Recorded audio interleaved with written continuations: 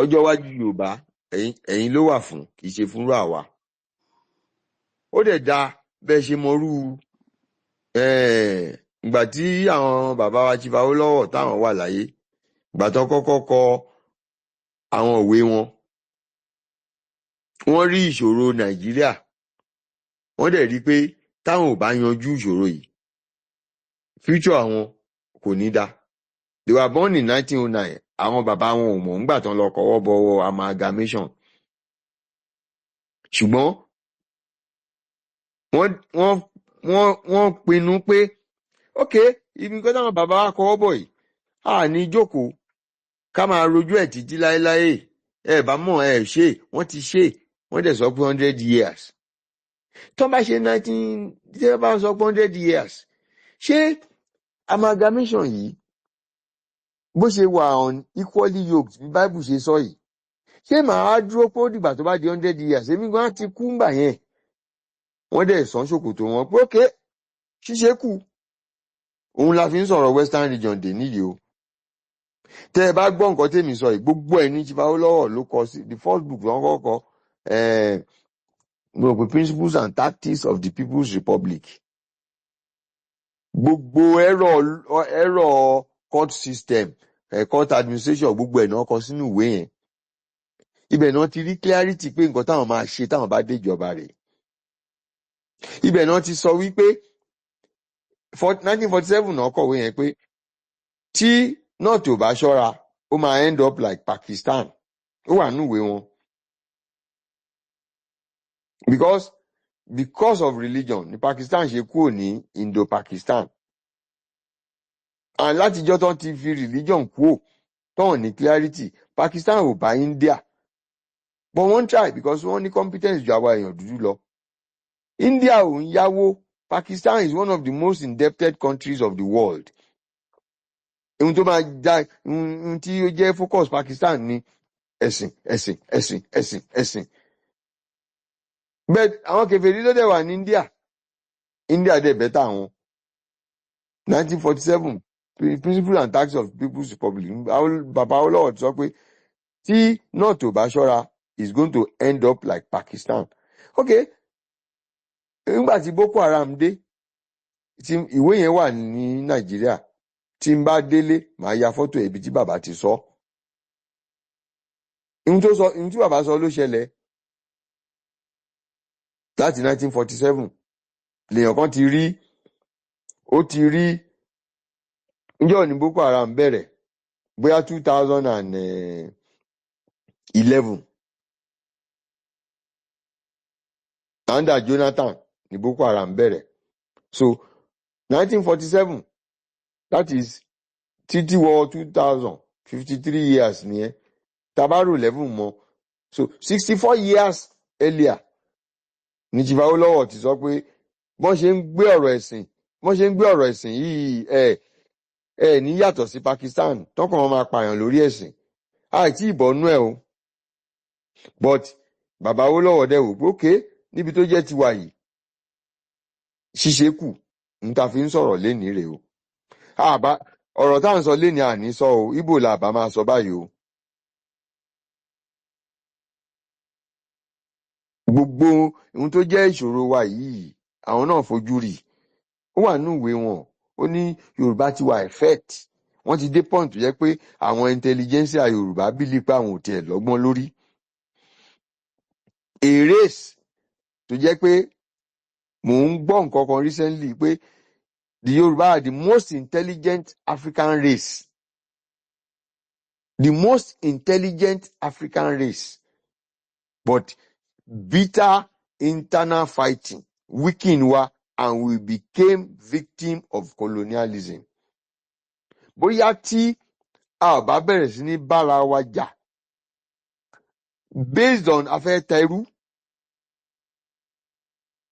and so on, la fi ń bára wa jà láti 17 something tí wọ 18 something tó jẹ́ pé everybody ń bára wọn jà tó ń lọ because we are wealthy and we are intelligent people, we became decadent. Bóyá tó bá jẹ́ pé a dúró lójú kan tó Ọ̀yọ́ empire wà, the colonialism will probably be different. It will be like the colonialism of the Fulani Empire. Wọ́n á pa Aláàfin yẹn ni, wọ́n á dẹ̀ fún flag ẹ̀, wọ́n á maintain territory ẹ̀. But when they came, Egba did not consider them Yoruba. And Obasanjo used to joke pé ǹjẹ́ òun náà invent the word Yoruba yẹn gan-an. There was nothing called Yoruba. They were all city states. Ìhun tá a ṣe ja Kìrìjì wọ̀ nìyẹn. British ló bá a parí ìjà yẹn, we were tired. But mentally, Yoruba is still fighting that war. Mentally. We are still, as you are in a state of war. Mentally. Although physically we are not fighting the war. Even mentally we are not fighting the war. But it's like ogun yẹn ò tí ì parí. So we are living apart. And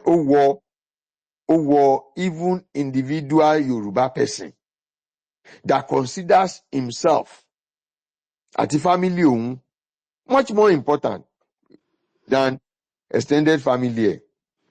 That is why téèyàn kan máa fẹ́ aráàlú kan nígbà tó bá ti fẹ́ aráàlú yẹn ó ti bìlí pa àwọn àna òun wọ́n lè ṣe nǹkan tó wù.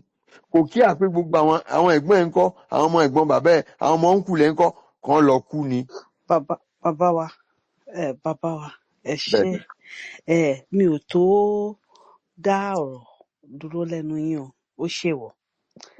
Nítorí pé yàrá bòmíì rẹ̀ wọ̀ yìí, yàrá tẹ̀dẹ̀ wọ̀ yìí ó ṣe gbòógì. But yàrá tẹ̀ wà tẹ́lẹ̀ tó jẹ́ restructuring bàbá, ó ní ìbéèrè kan. Nítorí ẹ gbọ́dọ̀ wọnú yàrá yẹn kẹ́ kúrò ká má béèrè irú ìbéèrè yẹn. Nítorí pé kí ni bàbá?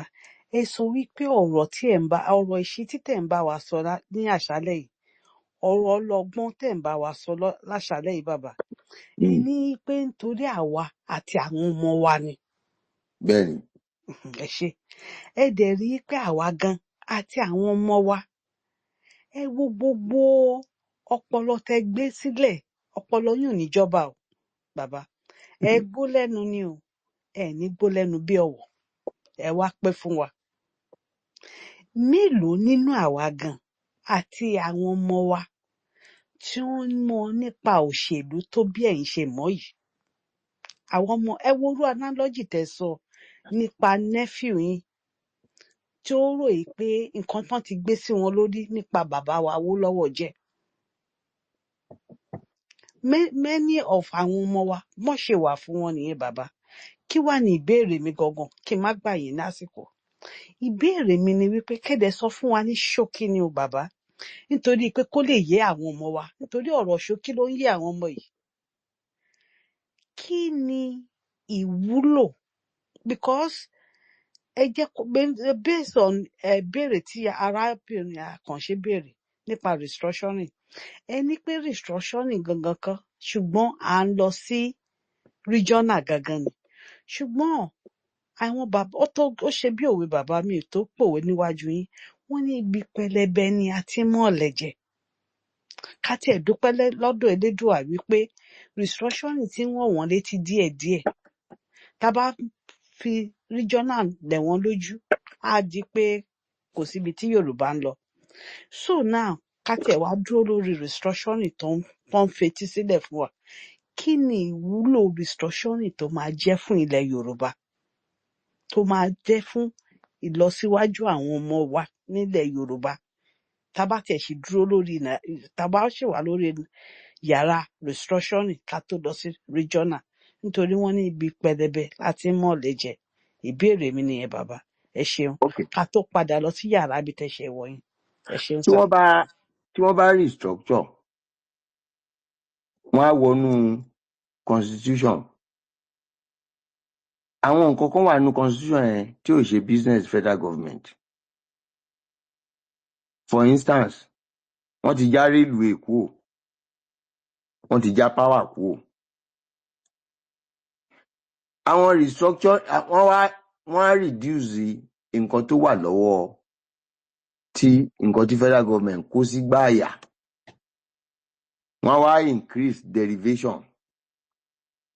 Tó bá ṣe yẹn, tó bá increase derivation, tó reduce nǹkan tí federal government kó sí gbáàyà. For instance, state police. Wọn ò lè ṣe state police láì má increase derivation. Tọ́n bá ti increase derivation, àwọn governors wọ́n máa sọ wípé àwọn ò lówó táwọn máa fi sanwó ọlọ́pàá yẹn. So at the end of the day, wọ́n máa béèrè owó tó máa fi ṣe ọlọ́pàá yẹn, ó lákì kan reduce owó federal government. So wọ́n á láti increase derivation or allocation to state. But lẹ́yìn yẹn, there are àwọn issues kan wà tó jẹ́ pé a máa wo constitution ni. Mò ń wo constitution yẹn báyìí. Àwọn nǹkan tó wà nínú exclusive legislative list ni wọ́n máa devolve ọ̀pọ̀lọpọ̀ ẹ̀ sí ọwọ́ àwọn states pé ẹ lọ ṣe eléyìí exclusive legislative list. Ibẹ̀ yẹn náà ti máa yọ àwọn nǹkan yẹn kúrò tó máa fún state. So àwọn state yẹn wọ́n ní more capacity láti govern ara wọn. Wọ́n á dẹ̀ reduce agbára tó wà lọ́wọ́ federal government. So a wá padà sí agbára federal government in the first republic. Ẹni tó bá ka ìwé Sir Ahmadu Bello, nǹkan mẹ́jọ péré ló fún federal government. Wọ́n pè ní 8 points. 8 points péré ló wà ńbẹ̀. Àwọn nǹkan tó fún federal government was restricted.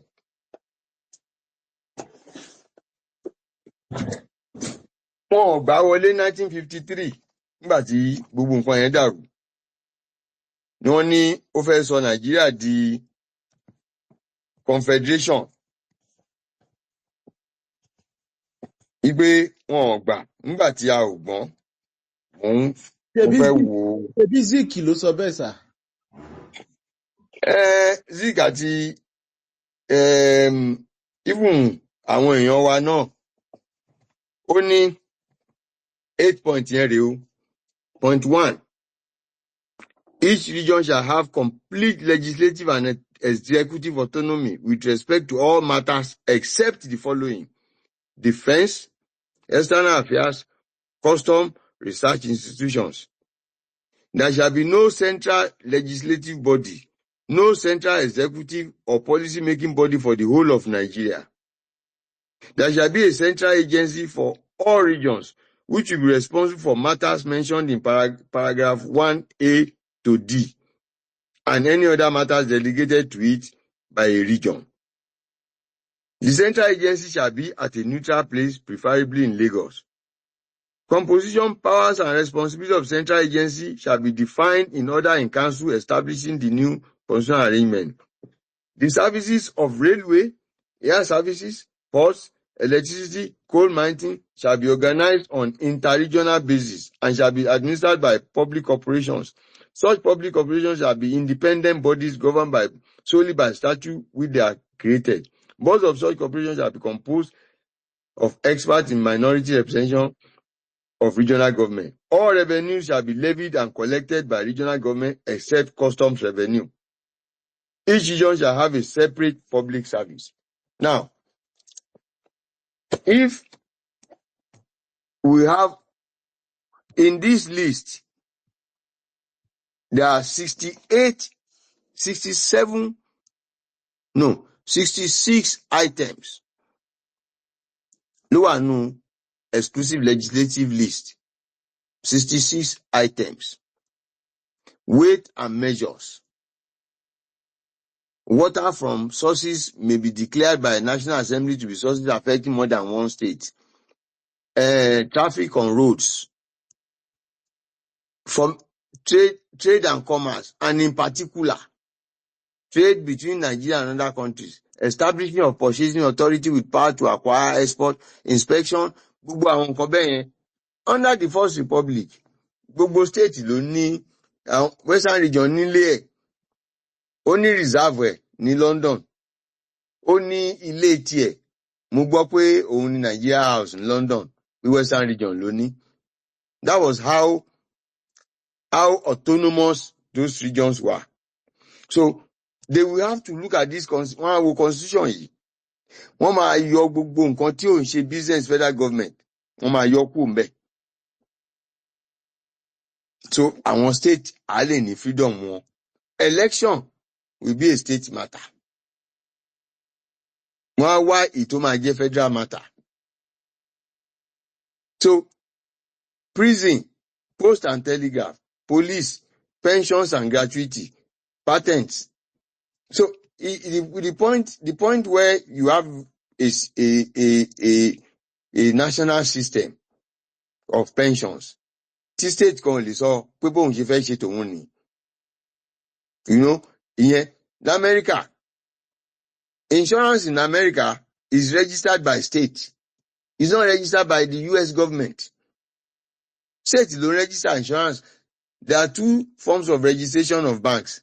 There are banks licensed in states. There are banks licensed at the national level. Right now, I have to go to central bank láti license bank me. And if an hostile person gets there, why tí mi ṣe lè register community bank ní Abẹ́òkúta? So restructuring will mean that more powers will be devolved to the state. Tó máa jẹ́ kí wọ́n lè ṣe iṣẹ́ wọn. Wọ́n ti mú, as I said, wọ́n ti mú power kúrò, wọ́n ti mú rail kúrò, wọ́n lọ mú ọlọ́pàá kúrò sí, wọ́n ti fáwọn tí ò tí kọ̀kiri wọn ní deadline, wọ́n lọ mú wọn kúrò.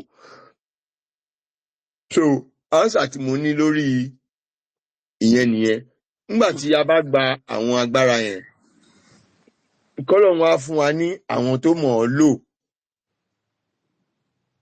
Torí kan ni pé kí wọ́n fún wa ní agbára yẹn, ìkan ni pé kán má mọ̀ ọ́ lò.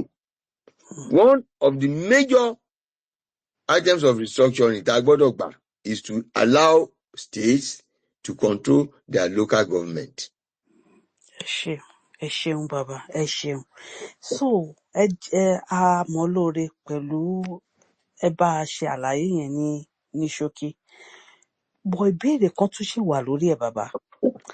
Currently ní ọ̀dọ̀ wa 6 states la ní. Ní northern Edu Nigeria 19 ni. Ọ̀dọ̀ àwọn aláabí náà 6 ni. So ẹ dẹ̀ sọ nǹkan kan nípa VAT ìgbà tí ẹ̀ ń ṣàlàyé ọ̀rọ̀ fún wa. Tí àwọn kan bá ní 19, tí àwọn kan ní 6,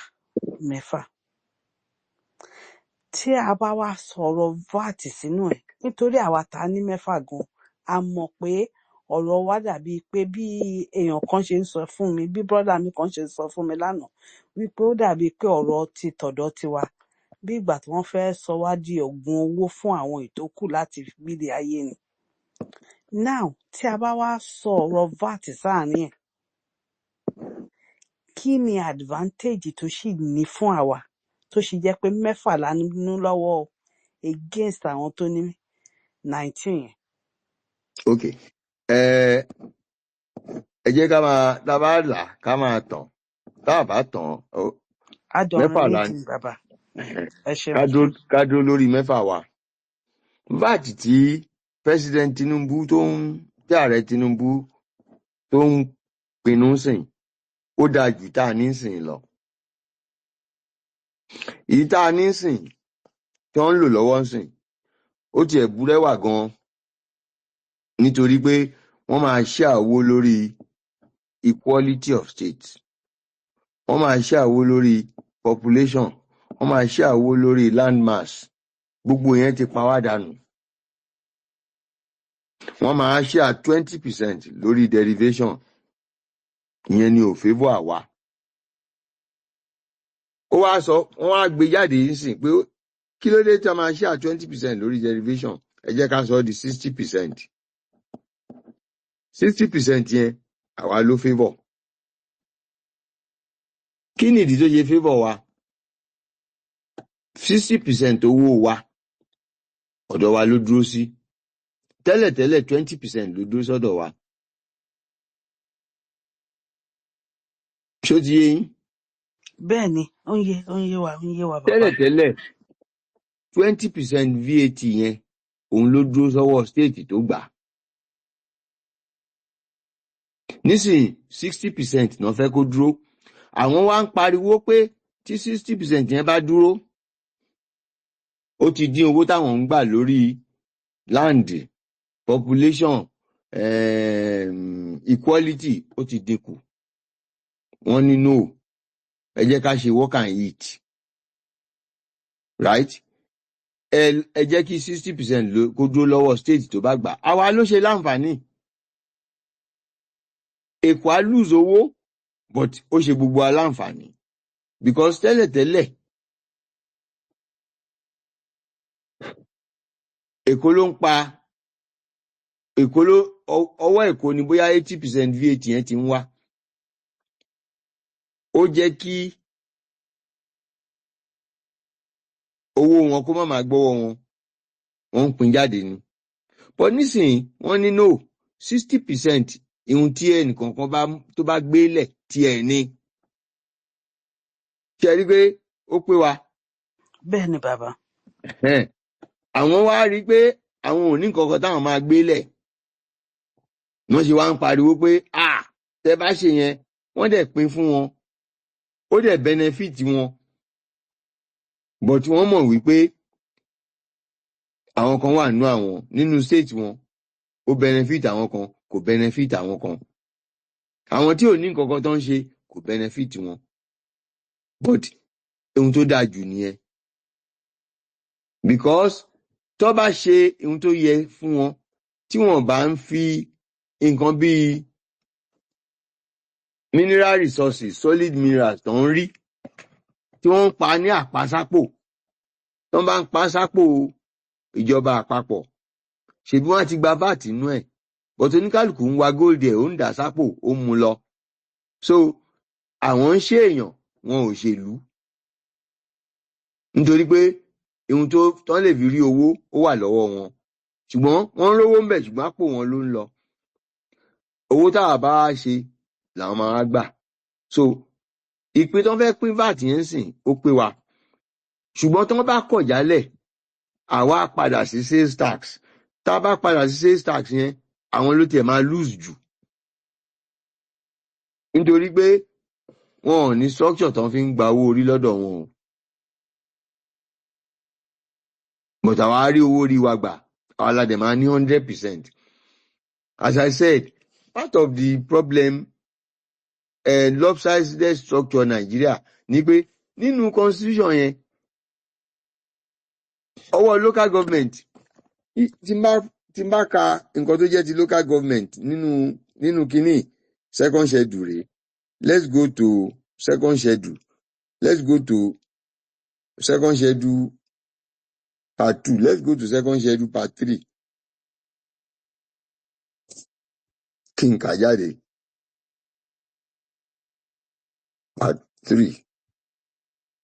3 no second schedule part 2 concurrent legislative list functions of local government part 3 supplemental and interpretation part 1 third schedule part 2 inú kọ̀ǹpútà ni mo ti ń wò so inú fóònù mo ti ń wò but in tó sọ ni pé local government lè raise the tax tá a bá lè ṣe restructuring yẹn bá a bá tiẹ̀ ṣe political restructuring tá a bá keep to the tá a bá get rid of this VAT tá a bá keep to the terms of this constitution fúnra rẹ̀ lásán then a bọ́ sí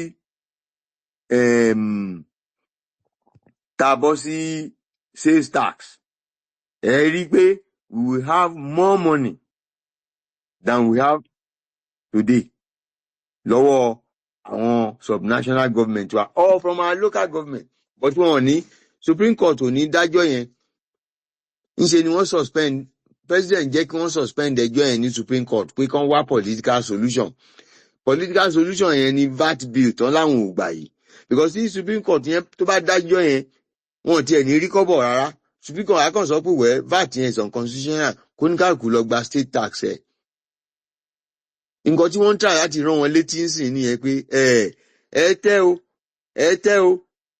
o ṣebí wọ́n sì máa ṣe 40% fún yín tá a bá lọ gba sales tax èkó á dúró sórí sales tax ẹ ní o kò ní fógùn o Ògùn á dúró lórí sales tax ẹ kò ní fún bọ̀nù o ẹ̀yin náà ẹ máa lọ wá tí ní o and you will be in a bad shape that is the in a nutshell bó ṣe rí nìyẹn.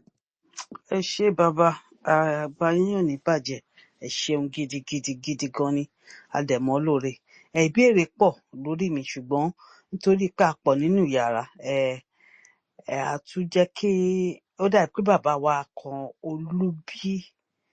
olúbí wọ́n nawọ́ sókè tán bá lè gbóhùn sókè kán lè béèrè wọn ẹ ṣeun gidi gan ni bàbá wa ẹ ṣeun bàbá wa olúbí ẹ gbóhùn sókè sá. ṣé ẹ gbọ́ mi? Mo ń gbọ́. Gbogbo lé ń gbọ́ yín. À ń gbọ́ yín, gbogbo lé ń gbọ́ yín. Ẹ gbóhùn sókè. Honorable, ẹ ṣé gan-an, agbádùn yín o, ẹ kú àdúrótì, ẹ kú ìmọ̀, ẹ ṣé gan. Ìbéèrè méjì òun ni mo ní, ṣé ìbéèrè máa pè but màá fi recommendation mọ́ ìbéèrè ni ó jọ lọ́pọ̀ mọ́ra. So ẹ̀yin lẹ máa tún bá mi, two things. Kí máa lo ká máa lo narrative nǹkan tó ṣẹlẹ̀ láti lè fi build case fún demands wa. Nǹkan tí mo notice pé àwa Yorùbá àti máa ń ṣe nìyẹn. Nǹkan tó ṣẹlẹ̀ ní January 15, 1966 títí di 1999 gbogbo actions táwọn guys yẹn pè pátápátá ó wà ultra bias. It's not about kò sí tó jẹ́ pé ó wà legitimate. It's just a group of people. Tá bá yọ tó kọ̀ dìde tí wọ́n dẹ̀ bẹ̀rẹ̀ tó dẹ̀ ṣe oríṣiríṣi gbogbo actions táwọn military boys take pátápátá kò sí tó wà legitimate because wọ́n já agbára gbà ni. Now kí ni nǹkan táwọn á ṣe láti ọ̀dọ̀ wa láti lè challenge at the court of law so as to build a case towards a need for us to go back to the status quo, ká lọ wo constitution in order to be able to take what is good and what is not good in that constitution and build on it for the future. That's one. Then secondly, nǹkan tó ṣẹlẹ̀ ní January 15, 1966 because of the lopsidedness in the military. David tó yẹ pé military was centralized. So ó wà easy fún region kan láti dìde or àwọn èèyàn kan tó máa dominate army tó dẹ̀ wá láti region kan. Tí wọ́n bá wà happy pẹ̀lú àwọn tó bá wà in charge at the central level, wọ́n lè kóra wọn kó dẹ̀ lọ gba ìjọba. Wọ́n dẹ̀ impose ara wọn on everybody. Which was exactly what happened in January 15, 1966. In any subsequent constitutional amendment, what are we going to do such that we will make it impossible for one army to dìde centrally? Because, for example, ó wà difficult fún èèyàn kan láti dìde láti ní kó n fẹ́ hijack military l'America. Because each state náà wọ́n ní level tiwọn àti military tiwọn. What is our recommendation such that what happened in January 15 tí wọ́n fi dìde táwọn èèyàn kan dẹ̀ march into Western region tó dẹ̀ pa premier tó dẹ̀ lọ sí kìíní tó pa everybody tó dẹ̀ take over ìjọba? What are we going to do so that the constitution amendment will be able to reflect the protection of each region at the military level? Because in a situation whereby táwọn èèyàn kan bá bìlẹ̀ pé military lágbára wà tó dẹ̀ kóra wọn síbẹ̀, what will happen to those people at the other títí kan àwọn minorities? Báwo ni wọ́n ṣe máa wà protected? How are we trying to build a narrative based on that thing that happened so that such will never happen again? À ń sọ a ní pé àwa Yorùbá Jésù la ní àti àwọn ọlọ́run mi tàbí nípa ní kínní lẹ́yìn yẹn a ní nǹkan mi anybody tó bá ti believe pé òun ní dominant control so irú àwọn nǹkan bẹ́ẹ̀ yẹn what are we going to do so that we can use incidents and actions and things tó jẹ́ pé ó kú bá wa débi tá a fi wà yìí tó jẹ́ pé irú òfin ní lè ṣẹlẹ̀ mọ́ then tabatúbù nǹkan tó lead to coup yẹn tó fi ṣẹlẹ̀ ní 66 yẹn a rí gbogbo actions tí wọ́n ṣe táwọn èèyàn kan set up panel at the central level láti interfere pẹ̀lú actions àti decisions regional level.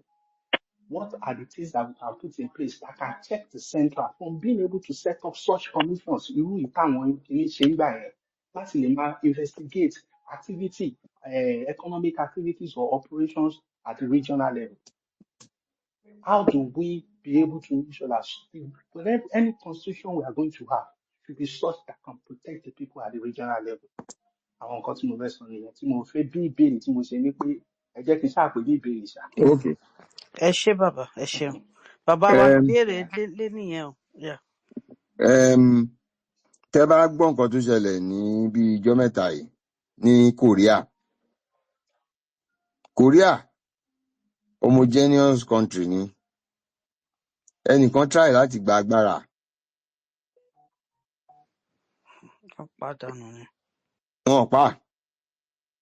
wọn pa now military ló rule Korea military ló develop Korea kan tó pa Park Chung-hee kan tó continue láti máa ṣe democracy but last week president wọn ó declare martial law sójà dé àwọn mò ń sọ fún ìlú tó jẹ́ pé gbogbo wọn ìkọ̀kan náà ni wọ́n nìyẹn o àwọn mẹ́mbà legislature náà ní láyé àwọn ò ní kú òmíbà wọ́n máa pa gbogbo àwọn ni in as much as military ò lè pa wọ́n kíní yẹn ó fail Amẹ́ríkà tá à ń sọ yẹn mo máa ń sọ fún èèyàn máa ń sọ fáwọn ọ̀rẹ́ wa tá a bá ń sọ̀rọ̀ máa ní strong institution America has strong institution mo ní mi ò tiẹ̀ mọ̀ pé Trump máa ṣe nǹkan tó ṣe yẹn mo ní ẹṣin inú ìwé òun ni institution ẹṣin inú ìwé tí ó bá ṣíwèé báyìí tó bá ṣó ẹṣin a máa sáré nínú ìwé but kò ní kó lójú kan náà wọ́n á ṣó tẹ́ṣin yẹn ń sáré institution nìyẹn èèyàn ló ń fún institution ní life àwọn 6 péré ni wọ́n jẹ́ kí Trump gbàjọba 6 officials ìkànnù wọn ni Mike Pence ìkànnù wọn ni Director of Security of Election Security ní FBI then àwọn state kan mi mọ àwọn state yẹn táwọn electoral officers bẹ̀ tán refuse tí àwọn 6 yẹn ò bá sí kò sí nǹkan tó máa ṣẹlẹ̀ Trump á máa mágbára yẹn lọ ni gbogbo nǹkan tẹ́ lè kọ sínú document pátápátá it still depends on the people tó máa operate document yẹn àtàwọn tó máa operate ẹ̀ lé lórí nígbà tí ìrònú ti gbàjọba ó lọ bá sa Adétòkunbọ̀ Adémọ́lá ó ní kó súwà win Adétòkunbọ̀ Adémọ́lá sọ pé òun ò ní power tóun lè fi súwà in because constitution yìí prime minister àti elected president ló ní ìwọ ní de facto ìwọ ní de jure government ìwọ níjọba ohun tó sọ fún nìyẹn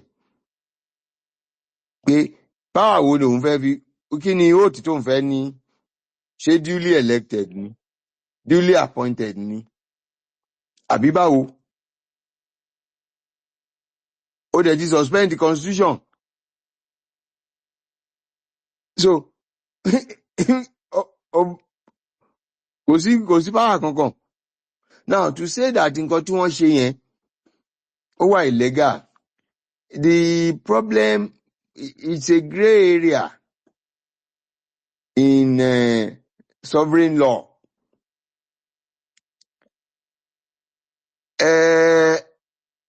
America lè sọ pé àwọn ò recognize president ìlú kan, but there is nothing they can do beyond that.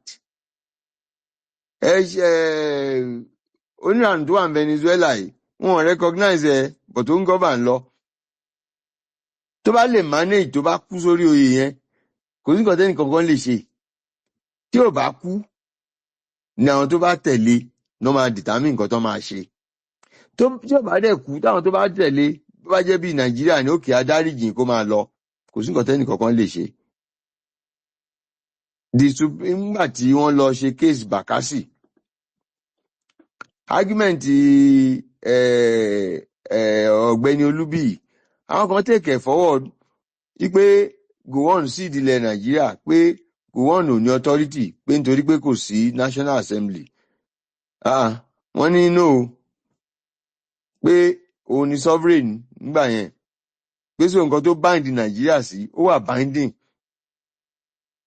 Àwọn lọ́yà ní no, it was not a democracy. Under the constitution ó yẹ kó gbé treaty lọ sí National Assembly kan pass ẹ̀. Wọ́n ní Supreme Military Council ibẹ̀ ni sovereign authority wà, wọ́n dẹ̀ approve ẹ̀, wọ́n approve ẹ̀ nìyẹn, ó tán nìyẹn. That is my answer. Kò sí nǹkan tẹ́ lè ṣe fún wọn. Kò sí tẹ́nibọ̀dì bá gbàjọba ó gbàgbé nìyẹn. Tí aráàlú ò bá resist ẹ̀ kò sí nǹkan tẹ́ lè ṣe. Tó bá kú tíjọba tó kù bá la máa probe ẹ̀, that is it. Is treasonable pé nǹkan tó ṣe ó treasonable. President constitution sọ wípé ẹni tó bá gbàjọba ẹ̀ except by democratic means ó commit treason. Níjọ́ tó bá gbàjọba ẹ̀ á suspend the constitution yìí. Ṣé bẹ́ẹ̀ rí ti ECOWAS? Ṣé bẹ́ẹ̀ rí ti ECOWAS tí ECOWAS body jẹ́ sọ pé ẹni tí ò bá wà democratic kò lè jẹ́ member wọn lókè àdéhìn ṣe member yín mọ́. Lẹ́nìí sìn wọ́n ti ṣe meeting ECOWAS tọ́nà fún wọn ní 6 months láti wà democratic. Reply wọn tàṣí ń tàǹkà lálẹ́ yìí ni pé àwọn náà wá sọ pé okay from January àwọn ò tiẹ̀ wá sínú ECOWAS mọ́ àbí ò wá tán. So my brother àwọn nǹkan yẹn wọ́n ṣe elegant tó ẹṣin inú ìwé ni wọ́n. Bọ̀bọ̀ Korea yẹn last week ló declare martial law ó dẹ̀ gbá wọn sójà lọ síbẹ̀. Ìgbà táwọn yẹn ò jáde ló bá reverse ẹ̀. First time tán fẹ́ impeach ẹ̀ wọn ò rí vote 8 ó dúró. Ìgbà táwọn party ẹ̀ lọ bá ńṣe ló takú ló bá tún ṣe lánàá ló bá rí vote 12 sí náà impeach ẹ̀. Impeachment yẹn sìn ó máa lọ sí Korean Constitutional Court. Ìyẹn lè lo 6 months kí yẹn tó give judgment. In that 6 months òun ni president Korea. So ẹ jẹ́ ká máa practical ní àwọn expectation wa. I always say to this mo dẹ̀ máa ń bá àkànṣe obìnrin àbí ní Bukola sọ pé ihun tó jà jù ní pé kẹsẹ̀ wá dúró. Kò sí òfin kan lé ayé yìí tó dáàbò bo ẹnikẹ́ni àfẹni tó bá jàgbára ẹ̀. Kò sí. Téèyàn kan bá ń bẹ ẹjà gírígírígírígírígírí particularly in sovereign law tó bá ń bẹ ẹjà gírígírígírígírígírí tó bá ti overpower ẹ ó ti di sovereign bẹ́ẹ̀ yẹn nìyẹn o. Látijọ́ yẹn òun ni sovereign o. Tó bá ṣe nǹkan kan against ẹ rebel ni ẹ. Ó tiẹ̀ jẹ́wọ́ ló ní nǹkan yẹn rebel ni ẹ. That is why nǹkan táwa Yorùbá ń ṣe ó dangerous. Ẹ wo Syria ń sìn àwọn rebel tó ń lé Assad lọ yẹn terrorist ni wọ́n. And Assad bó ṣe wà yẹn Alawite ni Assad ó protect àwọn Christian minorities ńbẹ̀ yẹn. Àyà ń bá àwọn ìgbàgbọ́ ńbẹ̀ ni àtàwọn Muslim minorities pé àwọn Islamists lóde yìí.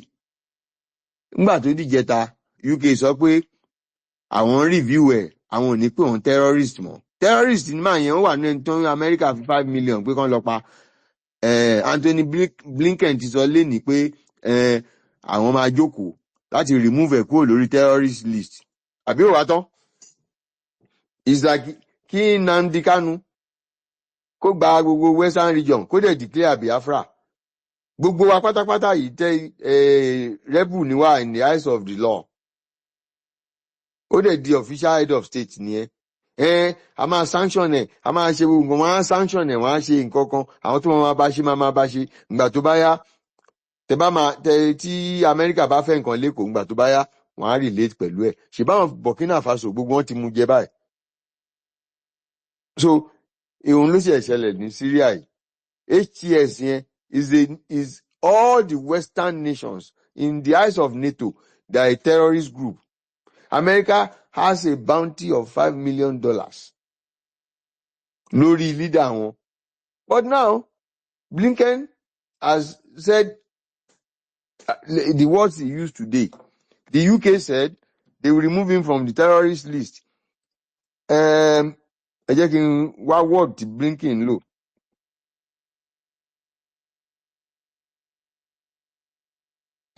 Earlier, Anthony Blinken, American Secretary of State, said his country has made direct contact with HTS. America and many Western nations consider HTS a terrorist organization. Wọ́n ti parí nìyẹn, wọ́n dẹ̀ ti ń bẹ̀ pé kó jẹ́ kí ìjọba kó include gbogbo àwọn èèyàn. Ó tán. So, don't rely so much on this. Law works within as municipal laws. Má pààyàn, don't kill, don't hate, don't take anybody's wife, don't take his property. Ibi tí law dé nìyẹn o. Tó bá ti kan sovereign law, grey area ní international relation. Grey area ni. You cannot sue somebody pé you can't go to war court to go and sue somebody pé ó gbàjọba. There's no court you can go to. And the first thing the military does, they suspend the constitution. Pé gbogbo tó ń ṣe yẹn, ó wà ultra-virus, gbogbo yẹn academics ni. As I said, ìgbà tó ń jàjà Bakassi, Gowon ló sí Bakassi. They went to place, wọ́n lọ́jà, wípé kinní kan, Gowon kò ní mandate àwọn èèyàn. Wọ́n ní no, the war court held that Supreme Military Council is the sovereign authority of Nigeria. Wọ́n dẹ̀ approve ẹ̀. Ó tán. So, ẹ má jẹ́ ká retí ìyẹn o. Ó dàbí ìgbà tá a wà lọ́mọdé tá à ń gbá bọ́ọ̀lù ni. Ẹni bóyá kò sí offside o. Ẹni tó bá ti gbá wọlé ló score o. Kò sí offside o. Kò sí offside. Okay. Honourable, àwọn question. mo kí yín o bàbá wa ẹ ṣé gan-an in fact a dúpẹ́ ó gbẹnu tán. Okay. Mo wá Ṣé ẹ̀ ń níbi gbọ́ mi? ẹ̀sán kankan nísìn. Ṣé lè ń gbọ́ mi? Ṣé lè ń gbọ́ èmi náà? Mo ń gbọ́ yín, ẹ máa sọ̀rọ̀ lọ, Madam Àjọkẹ́. Màá send àwọn question kan sínú platform. There are some questions that came from WhatsApp groups. Torí kíní yìí wà lórí gbogbo àwọn WhatsApp Yorùbá. So àwọn question kan wá láti ibẹ̀ máa forward sínú ilé ẹjọ́ ẹ make sure pé ẹ béèrè lọ́wọ́ bàbá. Okay.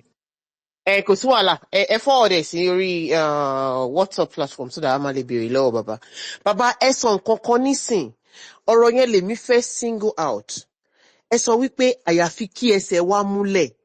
Ṣé ẹ lè sọ bí ẹsẹ̀ wa ṣe lè múlẹ̀? Òun náà ni first economic empowerment àwọn ọmọ Yorùbá so that wọn ò ní lè halẹ̀ mọ́ wọn.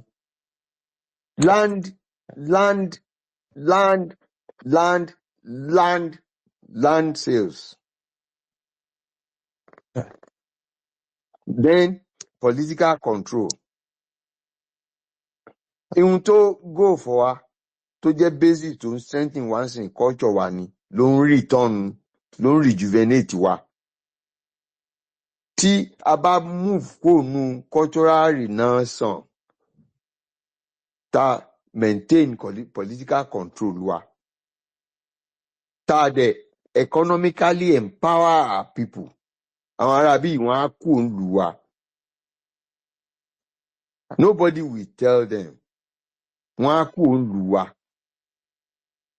So, ẹ ṣeun sir. Okay, Ẹ ṣeun. Madam Ejide, Economic empowerment. ẹ jọ̀ọ́ tẹ́ bá Ma? ti ṣe tán, ẹ má bínú, ẹ jọ̀ọ́, because I'm in the middle of something. Ẹ jọ̀ọ́ ẹ bá mi fún Mr. TA. Mr. TA, àwọn ló ní questions tí mo send yẹn. So that way you can ask them. Ẹ ṣé. Okay. Okay. Ẹ ṣé gan, doctor, ẹ ṣeun. So, ẹ ṣeun sir. Economic empowerment yẹn sir. Ẹ̀yin náà ti sọ. Ẹ sọ pé àwọn tí wọ́n ń ṣe ìjọba lórí wa ní state wa mẹ́fẹ̀ẹ̀fà nísìn. Tá a bá ní tanra wa, àwọn gan need brain reform. Mo ní restructuring of the brain. Bàbá mi àti restructuring àti reforming wọ́n need ẹ̀. Ìgbà míì ó jẹ́ ká bóyá ká fẹnu kúnkún sọ gbogbo ẹ̀ tán fún wọn. Ìjọba pàgbàlagbà Kó jẹ́ lèmi pé mi ò lè sọ. bẹ́ẹ̀ ni bàbá mi ó yé mi ìtorí ẹ̀ náà lèmi náà ṣe lò bẹ́ẹ̀ mo mọ bẹ́ẹ̀ ṣe sọ ẹ ṣeun. Tó dẹ̀ jẹ́ wípé kò ń ṣe nǹkan tó jẹ́ pé a lè fi lé wọn lọ́wọ́ completely pé ká máa wo ọ̀dọ̀ titi wọn. Báwo làwa fúnra ara wa ṣe máa ṣe tó ló dàbẹ́ ní ké bóyá a gbọ́dọ̀ dúró dè wọ́n. So bóyá kẹtún bá wa sọ fún gbogbo àwọn èèyàn wa. Nǹkan táwa náà lè ṣe láti empower ara wa sir. Okay. Ṣẹ́rí, a ní Áfíríkà, a ní ìṣòro kan. Kò jẹ́ kí ọ̀rọ̀ yé wa. Ìṣòro yẹn ní Áfíríkà rèé o. A máa ń wá ẹni tá a máa nawọ́ sí pé kó ṣe. Òun ló ń jẹ́ kí ilẹ̀ adúláwọ̀ ó wà nú àwọn nǹkan tó máa ń jẹ́ ká mẹ́hẹ̀. Ní UK tá a wà yìí, wọ́n ní 1700 wọ́n ní wọ́n ti padà sí máa bọ̀rìṣà. Bí ìlú yìí ṣe bàjẹ́ tó, wọ́n ti fẹ́ máa bọ̀rìṣà. Àwọn kan nínú wọn ó include ọkùnrin tó kọ Amazing Grace, Wilberforce, àwọn John Wesley náà bẹ̀rẹ̀ pé àti wá dìdàkudà táwọn èèyàn àwọn àjẹ́ àwọn oṣó náà wà ń lù wọn. Bàbá ẹ jọ̀ọ́ ẹ Àwọn má yẹn bínú náà pé wá. mo ẹ jọ̀ọ́ ẹ má jẹ́ káwọn ẹ̀jẹ̀ wa mú wa. Òrìṣà ìṣẹ̀ṣe Yorùbá ṣe pé òrìṣà ni. So Ṣé mọ̀ pé ẹ jọ̀ọ́ ẹ bá wa àjẹ́ àwọn àjẹ́ tí wá yàtọ̀. àjẹ́ Mo fẹ́ kẹ́ bá wa là nílẹ̀ á ni, Yorùbá. mo fẹ́ kẹ́ bá wa là á ni, káwọn èèyàn má sọ pé bóyá à ń ba àṣà jẹ́, ó ti yé yín. Àjẹ́ nílẹ̀ Yorùbá, ẹni tó bá fi àṣà ṣèkà ló ń pè lájẹ́. So ẹni tó bá fi agbára ẹ̀ tó fi ṣe ire, wọn ò ní pè é ní ìyá àjẹ́ náà. Ìyá àjẹ́ òun ṣorúkọ oyè, ìyálóde lóye, ìyá àgan oyè, but ìyá àjẹ́ òun ṣoyè. So nǹkan tí mò ń sọ ni pé àwọn yẹn dìse wọ́n ní wọ́n ti ń bọ̀rìṣà ní tiwọn ni. Àwọn náà wá dìde náà wá ní no, àwọn ò ní gbà, náà wá bẹ̀rẹ̀ sí ní train àwọn ọmọdé. So àwa adúláwọ̀ a máa ń fẹ́ kó jẹ́ pé àwọn olórí wa ló máa ṣe gbogbo nǹkan. Tán bá ti ṣe àdá, tẹ́mi olórí bá ṣe nǹkan táwọn ọmọ ẹ̀yìn mi ò bá gbàgbọ́, mo kàn ń waste time ara mi ni wọ́n á dúró dè mí. Ṣèbí ńgbà tó bá sanjọ́ rí pé òun ń lọ tí ò restructure Nàìjíríà ló wá rí pé tóun bá lọ òun finish nìyẹn ló bá bẹ̀rẹ̀. Kò sí nǹkan tí ò ṣe. Ó sọ rẹ̀ di chairman board of trustee PDP so that òun á lè máa manipulate ẹgbẹ́ lẹ́yìn because gbogbo nǹkan tó ṣe kò múnádóko. So what am I trying, nǹkan tí mò ń try láti sọ nìyí. Báwo lẹ ṣe fẹ́ ṣe? Ẹ ṣe nǹkan kan ní Mushin láìpẹ́ yìí tí mo kà, ó dẹ̀ dùnnú mi. Nígbà tí wọ́n ṣe nǹkan tó ń ṣe Mushin yẹn, àwọn èèyàn yín sọ wípé àwọn máa ṣe àwọn ètò táwọn Yorùbá máa ra spare part lọ́wọ́ ara wọn. Àwọn á dẹ̀ ràn wọ́n lọ́wọ́ tó máa dìde. Kò sí nǹkan tó wà nú àǹtajà. Ohun tó jẹ́ kí wọ́n rí wa mú rèé. Ẹ lọ ka gbogbo ìtàn Yorùbá. Àwọn bàbá wa, àwọn náà ń roko. Àwọn bàbá wa, àwọn náà ń ṣàgbẹ̀dẹ. àwọn bàbá wa àwọn náà ń hun aṣọ, àwọn ìyá wa náà ń tajà. Nígbà táwọn ará bí dé, ọkùnrin bẹ̀rẹ̀ sí ní tajà. Ẹ dẹ̀ mọ̀ páwọn ọkùnrin a máa lákìkanjú ju obìnrin lọ. Àwọn ìyá wa tán dẹ̀ ń tajà yẹn wọn ò ní ìmọ̀ wọn ó kéré. Àwọn náà kò sí ilé kan nílẹ̀ Yorùbá tẹ́ ẹ̀ ní gbọ́ ìyá Kánò, ìyá Zaria, ìyá Sàró, ìyá Ghana, ìyá Ivory Coast, àwọn ìyá Gambia, ìyá Togo, ìyá Ògbómọ̀ṣọ́, ìyá Jọ́ọ̀sì, ìyá Màdúgùrí. Àwọn ìyá wa ló ń tajà. Àwọn bàbá wa ló ń ṣe hard work àti serious intelligent work. Bí a ṣe structure ilẹ̀ Yorùbá nìyẹn. Nígbà táwọn dé, ọkùnrin bẹ̀rẹ̀ sí ní tajà. Ohun tọkùnrin bá dẹ̀ ń ṣe á ní agbára ju obìnrin lọ. Wọ́n push àwọn ìyá wa sẹ́gbẹ̀ẹ́. So kò sí nǹkan tó ń ṣe. The other thing ni pé kàn máa gbé drug, so kàn fi ba ọjà jẹ́. Tá a bá wá lè encourage àwọn ọmọkùnrin wa pé iná ẹ bẹ̀rẹ̀ sí ní lọ import, ẹ dẹ̀ máa ṣòdodo, ẹ fi patí sílẹ̀ díẹ̀. Ṣé rí bí mo ṣe wà yìí? Tán bá pè mí sí patí, àwọn alákòóso yín mọ̀ mi ò ní lọ. Kì í ṣe pé mi ò fẹ́ lọ patí, mo fẹ́ fi hàn Yorùbá pé gbogbo pálapàla yìí ó ti tó, à ń lọ ńlẹ̀. So empowerment yẹn gan, ká lè wà economically empowered, ó wà lọ́wọ́ àwa Yorùbá fúnra wa wo èèyàn. So ńgbà tẹ́ lọ sí Mushin tẹ́ sọ pé ẹ máa yá wọn lówó tó máa rajà lọ́wọ́ ara wọn. Ní South Africa, nígbà tí apartheid dé góńgó, kí ni wọ́n ṣe? Wọ́n bẹ̀rẹ̀ sí ní ṣe boycott. Even Nàìjíríà náà wọ́n ṣe boycott. Wọ́n ní kàn boycott gbogbo nǹkan òyìnbó. Níbo ní ojú kí iná bá dé, iná bá ní àwọn kan wà tán ṣe, ó ní boycott the boycottable. Ẹ ní boycott, but ẹ máa rajà lọ́wọ́ ara yín. Àwọn èèyàn yín náà máa lọ China. Ẹ̀yin dẹ̀ ti mọ̀ pé drug náà ń gbé wá. Tí n bá máa ra nǹkan sìn, ọwọ́ àwọn èèyàn wa ni mo ti ń rà á. Ó máa wọ́n, màá ní kán lọ rà bẹ́ẹ̀. Bóyá fi 10% wọn, màá ní kán lọ rà bẹ́ẹ̀. Nítorí pé mo mọ àwọn ẹni tí mo ní. Tó bá chíìpù, irọ́ ló wà ń díẹ̀. Wọ́n dẹ̀ ń ṣe meeting lójoojúmọ́ láti máa ta nǹkan fún yín tó jẹ́ pé tẹ́ bá ra nǹkan yẹn kò ní pẹ́, kò ní tán. Tó ẹ máa padà, owó yín ń lọ, you are being impoverished. So wọ́n ní àwọn làwọn fẹ́ máa ta páàtì fáwọn èèyàn wọn. Káwọn mẹkáníìkì máa wá rà lọ́wọ́ wọn. Ṣé bí ìlú wa ni àwa lápọ̀ jù wọ́n lọ? Tá a bá bẹ̀rẹ̀ sí ní ra nǹkan lọ́wọ́ wa, lọ́wọ́ ara wa, tá a yé fi owó wa ṣe patí,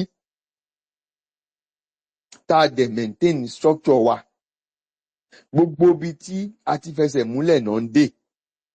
Àwa là ń ṣe patí tá à ń ṣe oúnjẹ fúnra wa, àwa la bẹ̀rẹ̀ event planning, wọ́n ti débẹ̀ nsìn.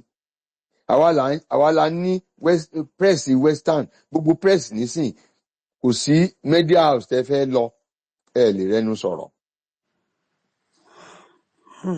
So we now have to go back and have, kí ló dé tí gbogbo àwọn influencer yẹn wa tí wọ́n ṣe support wa?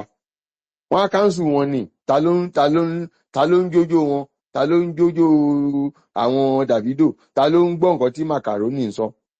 So ẹ̀rù ń bà wọ́n pé àwọn people yìí ti pọ̀, wọ́n ti wà economically empowered. So àwa náà máa wá insist pé àwa gbogbo àwọn èèyàn yín, ẹ̀yin lẹ máa wá, báwo lẹ ṣe máa ṣe? Ẹ máa lọ bá gbogbo àwọn ọmọ sọ̀rọ̀ ní ìsọ̀rí. Á ná yín lówó, ẹ máa rajà lọ́wọ́ àwọn nǹkan yín. Tí ẹ bá fẹ́ sọ̀rọ̀, ẹ máa sọ Yorùbá. Tí ẹ bá fẹ́ wo kọ́mẹ́dì, ẹ máa lọ wo tàwọn Mr. Fuku, gbogbo àwọn Bàbá Wándé, ẹ máa lọ wo àwọn yẹn. So ẹ wá empower àwọn èèyàn yín. Tẹ́ bá dẹ̀ ti rí èèyàn kan tó ń ṣe patí, ẹ bá wí. Ẹ bá wí tó bá wà lára yín, ẹ fún ní discipline. Tí patí yẹn bá ti pọ̀ débì kan ní, ó ti tó. Lọ fowó ẹ ralẹ̀, lọ dáṣẹ́lẹ̀, kó owó yẹn ṣe dọ́là, lọ China. Ìwọ náà lọ ra nǹkan yẹn wá ní China. Ó máa lọ. Tó bá dẹ̀ ti kan economics, tó bá ti kan commerce, geometric progression ni nítorí pé ohun tí wọ́n bá rà ní China ó láìkì kó jèrè 40%. So tó bá bẹ̀rẹ̀ 100 ó ti ní 140. tó bá lọ the next time ó ti ní 196. àwa náà ń lọ díẹ̀díẹ̀ nìyẹn. So nǹkan tí a máa ṣe nìyẹn. a wá lọ position àwọn kan tó máa jókòó síjọba tó máa drum ẹ̀ sí wọn létí wípé ẹ̀yin tẹ́ wà ń jọba yìí, ìwọ tí gọ́vnà ẹ tó ń waste owó, rántí pé election gbogbo yín ní South West, Lagos àti Ogun, election méjì ló kù kí Yorùbá jẹ gọ́vnà bẹ̀ méjì péré ló kù o. Tí àbá káràmásìkì ara wa just 2 ló kù. Bàbá ẹ ṣé pẹ̀lú àlàyé tẹ́ ṣe yẹn. Ẹ jọ̀ọ́ bàbá, lórí ọ̀rọ̀ tí Ládípọ̀ tẹ́ sọ ni mo fẹ́ béèrè ìbéèrè kan. Àwọn tí wọ́n múlé tì wá yìí, wọ́n dúró tì wá níbi iṣan ọrùn ni. Àwọn ti ní gbòǹgbò, ṣùgbọ́n ní ọ̀dọ̀ tiwọn àwa ò ní ẹ̀ka rárá. Ọ̀nà tí ẹ̀ ń sọ pé ká gbà yìí, ọ̀nà ọjọ́ tó ti pẹ́ ni. Àwọn tá a dẹ̀ ń sọ yìí, wọ́n rẹ́dì láti dúró tìyàn lọ́nà 100 years nítorí pé àwọn wà intentional. Ṣùgbọ́n a dúpẹ́ pé ojú àwa náà ti ń là ń sìn lórí nǹkan tó ṣẹlẹ̀ ní Ládípọ̀. Ní ìsìn ara wọn balẹ̀ níbẹ̀ díẹ̀ o, ṣùgbọ́n a mú àwọn aláàbí yìí. Ṣé kò bẹ́tà wípé ká fà wọ́n tu ní ti gbòǹgbò? Ẹ máa rúfin. Arúfin. Mi ò lè. Ó yé mi. Ẹ máa rúfin. Kò ní pẹ́, kò ní tọ́. Nǹkan tó bá máa pẹ́, tó bá máa tọ́, nǹkan tó bá positive ni èèyàn máa ṣe. Èèyàn ò ní ṣe nǹkan tí kò positive torí pé kò ní pẹ́, kò ní tọ́. N tó bá tọ́, àfọgbọ́n ṣe ni.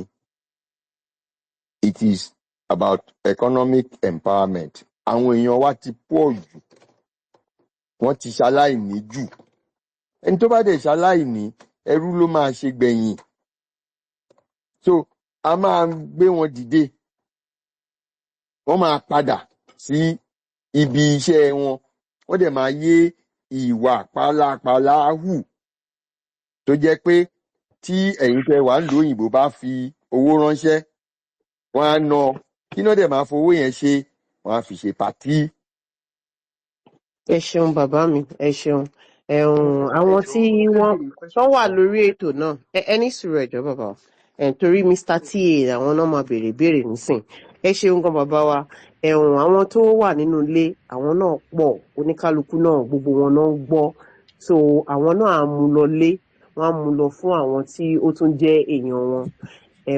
Gbogbo wa náà ẹ ṣé gan bàbá. Ṣé Mr. TA ṣé ẹ wà ń bẹ̀? Ó wà ń bí o. Ẹ tún fẹ́ jẹ́ kí Mr. TA lọ kí n tó lọ ni. Mo máa gbọ́ bẹ́rẹ̀. Ó yẹ ẹ lọ bọ̀, ẹ má pẹ́ lẹ́yìn yẹn kí Mr. Fẹ́mi mo ò rí yín, mi mọ nǹkan tó ṣẹlẹ̀ lọ́dọ̀ mi níbàyìí. Ó yá ẹ má bínú. Ẹ má bínú, máníjà ẹ dé nìyẹn. Ẹ má bínú. No wàhálà. Ó yẹ ẹ má bínú, ṣé kí n kúnlẹ̀ ni? Màá gbà kúnlẹ̀ yín. Ẹ kúkú mọ̀ pé mi ò jìnnà sílẹ̀. Máníjà ẹ má gbàgbára yín náà, ẹ jẹ́ kẹ́gbọ́n tí ẹ lọ. Ẹ má bínú. Ẹ má bínú. Ẹ ṣe gan ni. Tí ẹ máa ráyán fún mi o. Máa ráyán fún mi ìjọ. Ẹ ṣe. Àti gúdà. Bẹ́ẹ̀ ni o, àti staff pàápàá gan sẹ́. Ẹ ṣe gan. Honourable Lauke. Ẹ tẹ̀síwájú sir. Thank you so much, sir. I really appreciate the wisdom you are giving us.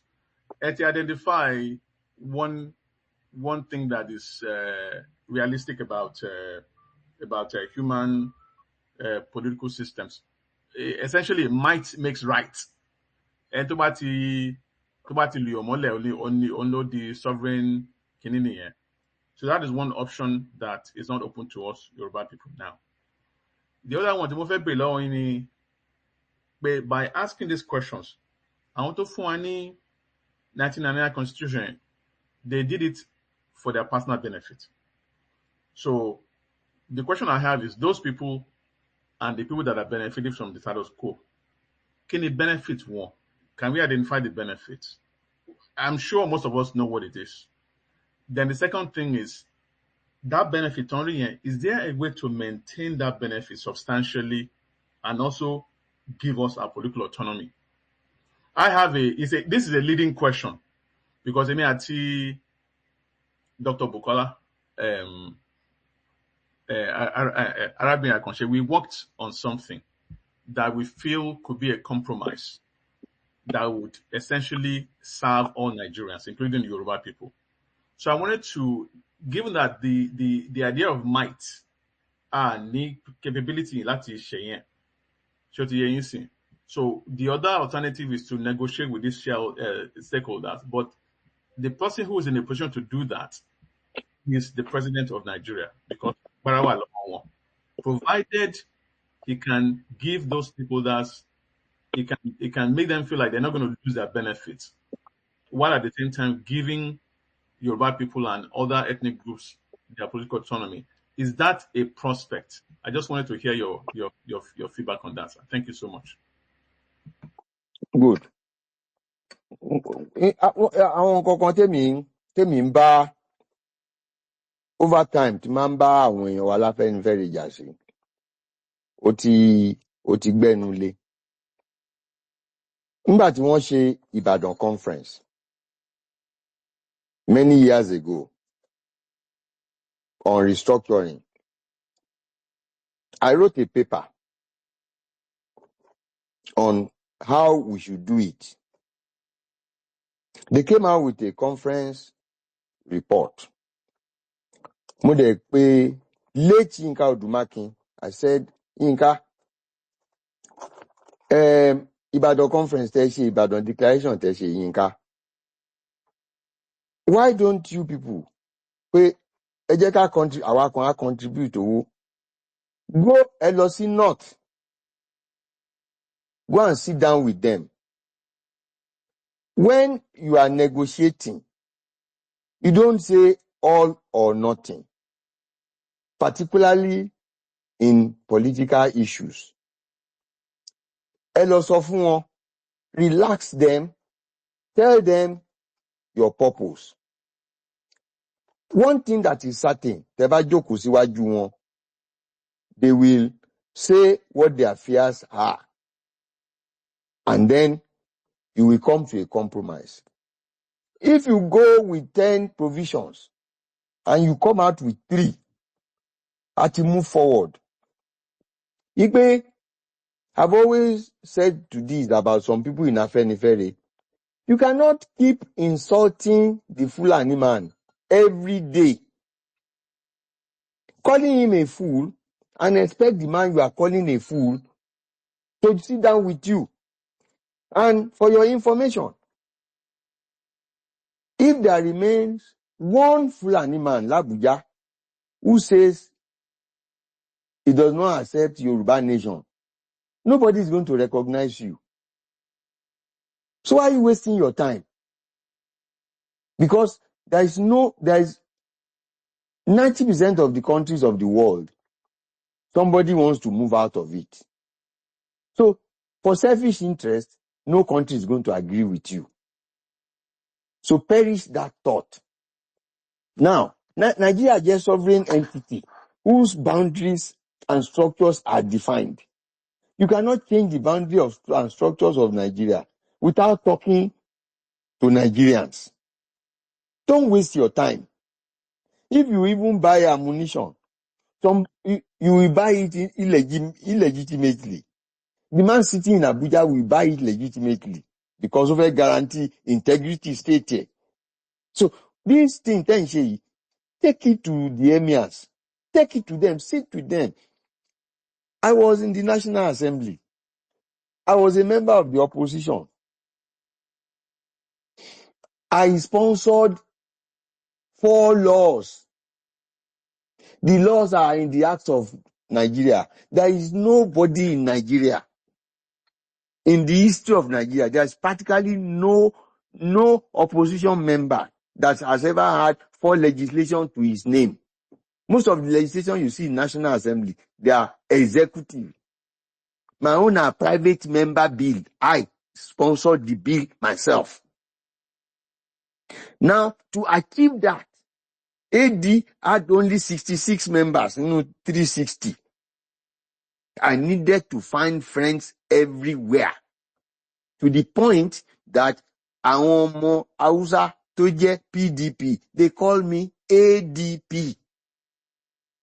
That you are a PDP member in AD. I go there, I sit with them. I tell them, they tell me what they don't want. When I was passing Nigeria Accounting Standard Board, they shut it down. Why did they shut it down? Because the list of membership of Nigeria Accounting Standard Board, Nigeria Accounting Standard Board was found by ICANN. ANAN ni àwọn northern accountants wà nú ẹ̀. ICANN does not recognize ANAN. When I put the bill there, we did not put ANAN there. They negatived it. Mo á lọ bá Gali Umanaba pé, Mr. Speaker, they negative my bill. Ó kọ̀ rẹ́rìn ni, ó ní loud check. All the people, all the troublemakers are your friends. Go and talk to them. You know me, I'm speaker. Go and talk to them. Mo bá lọ bá wọn. Why did you negative my bill? They say you loud say, you want to create another accounting standard board, accounting board for you Southerners. Money no. Is an organization that will regulate accounting reports. Where is ANAN? You know our people pass ANAN. Emma Binu will give them membership of the board. Say, go and give us. Will you give us? They pass the bill. Insurance Act. Insurance Act has about 193 clauses. They said, you have collected money. Money, you know, I don't do it. I have a record in National Assembly. The furniture allowance they gave us, I returned my own. So I said, you know me. I didn't come here to come and chop money. I came here to work. I returned they gave, as a principal officer, what people in the outside did not know. Principal officer, they gave us 6.5 million. Members sat down and said, no. Àwọn onígbà ká pé officially government said ilé tiwa kan lọ furnish ẹ ní 6.5 million. Tàwọn tó kù 2.5. Members locked us up and collected our attack in ṣe constitutional presiding officer, be speaker, deputy speaker. They collected all our money and said half ẹ làwọn máa fún wa ká pín lórí tiwọn. In December, speaker now said, okay, ká gba owó. I didn't know where the money came from. Somebody came to me and said, take. I said, what is this money? Only balance of furniture allowance. Money, I've already bought my furniture. You know, government gave you 6.5. Members allow you 3 million. So here is 3.5 million balance. I said, I have furnished my house. So bring Kombawa, mba gba owó yẹn lọ́wọ́ ẹ̀. Mba fi sínú account mi. Mba cut draft lórúkọ ẹ̀. Mba mú fún pé gbà. So màá lè ní photocopy draft yẹn. Ó sì wà lọ́wọ́ mi dè ní. Mi ò mọ nǹkan tí mo fẹ́ fi ṣe o. Because mo ti furnish ilé mi. So they already know that I am not corruptible. So when I said, only lo ni mo gbà lórí Insurance Act, mo ní, you know I don't do this thing. They left me alone. Okay, you are Mr. Insurance. Okay, what do you want us to do on this law? So I was telling Yinka, these people are not mad people. Sit down and speak with them. Yinka said, I want to see no paper. Come along, no paper.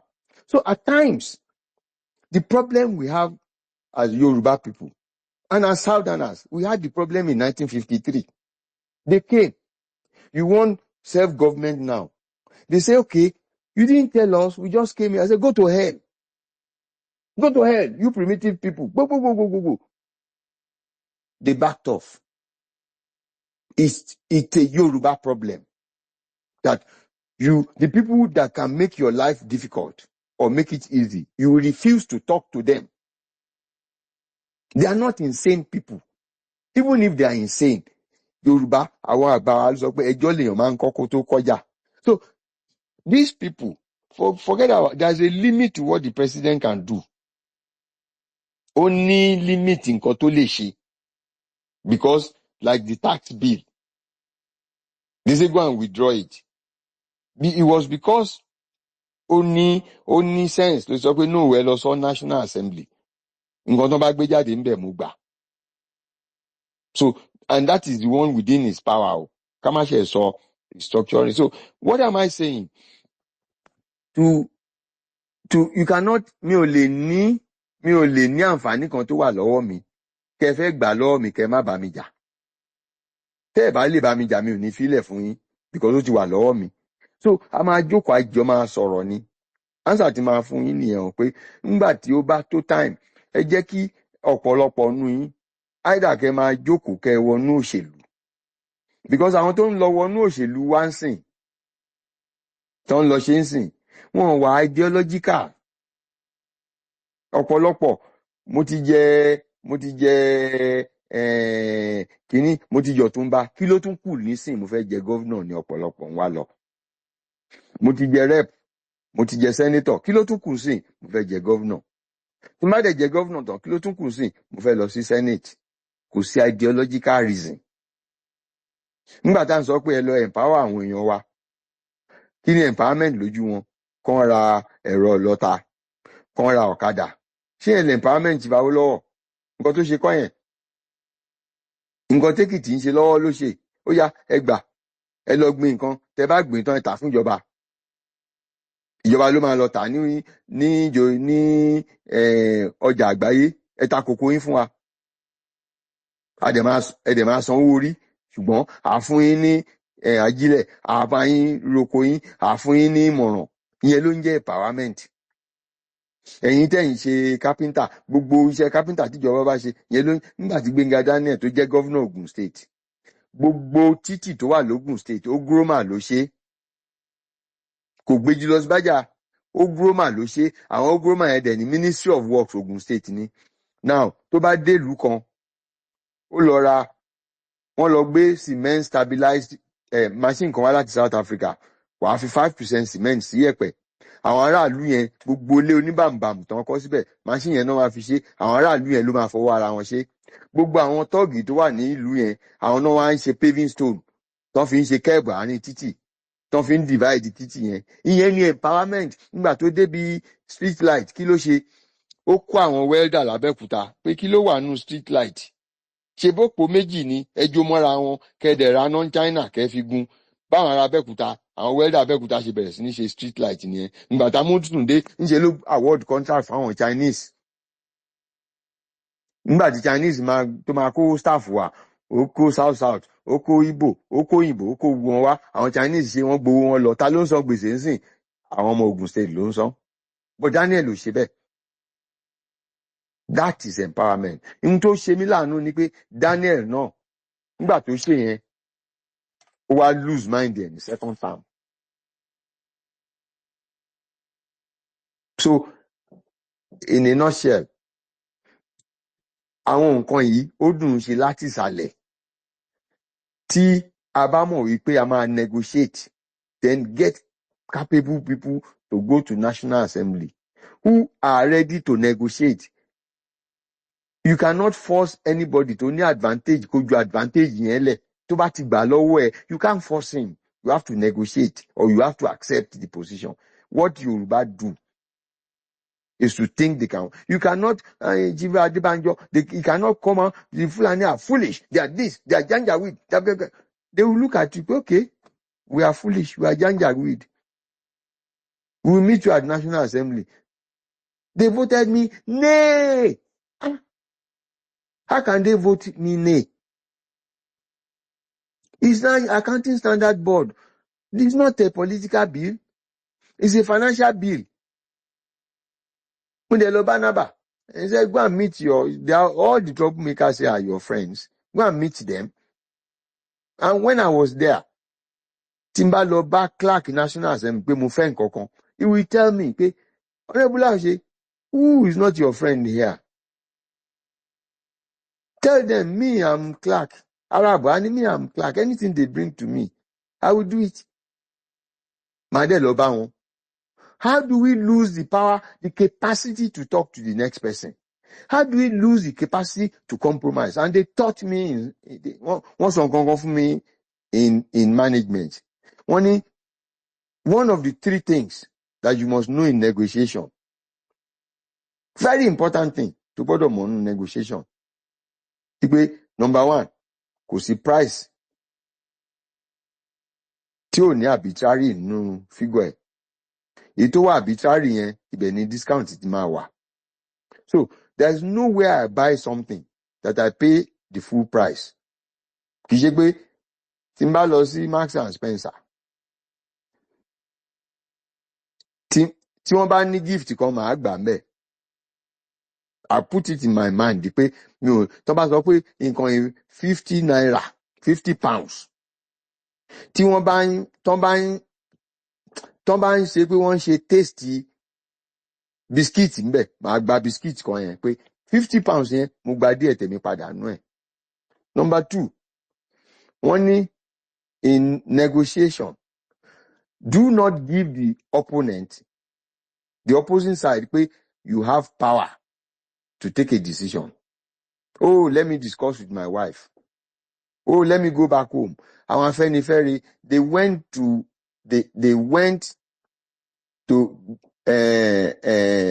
Jonathan's conference, first 11 Yoruba,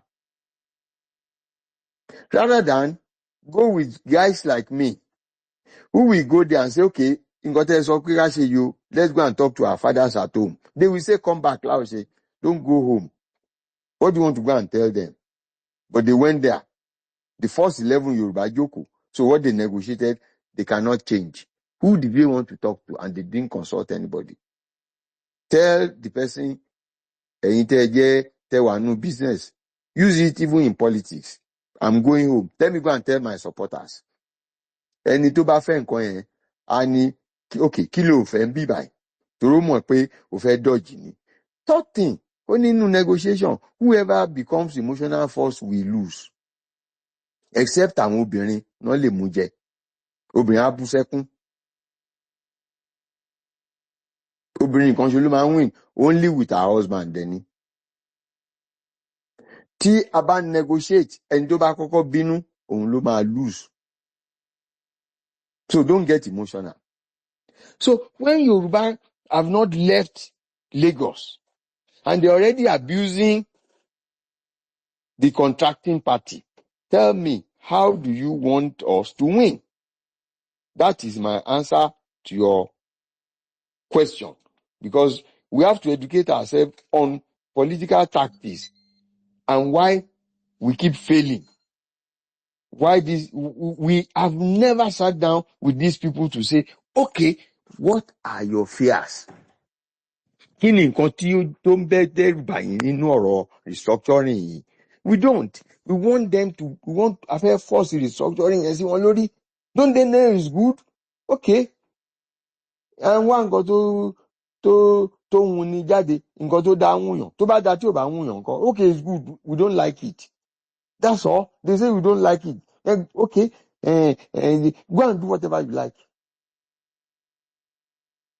Go and do whatever you like. We don't like it. And in political issues, particularly in ethnic issues, only limit tó lè sọ fún yàn pé owó in ethnic and in faith issues. You cannot tell anybody ní tó bá gbàgbọ́ wípé àárówó tó bá lọ sí other side. Á lóhun ò fẹ́. Oh, if you become a Muslim, you will have money. If I'm a committed Christian, I say, no, I want to go to heaven. Go away with your money. And the same is always the same thing. When you finish economic issues, the most permanent source of confusion in the world is identity issues. America has identity issues. Everybody is still going to come back to identity issues.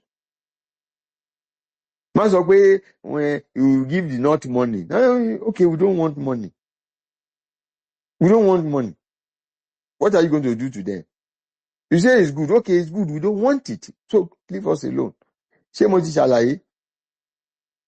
Yeah, Eshegon, sir. I really nail subject Eshegon. The one thing that is for me, sir, that speculate on is, I think we can belong quick enough fair, but can you speculate on what they want and who are these people? Ṣé Fulani nìkan ni àbí military one be àbí? Just give us who are the people and what do you speculate that they want? Eshegon, thank you so much. Okay. What they want is that ìyà ò ní jẹ wọ́n.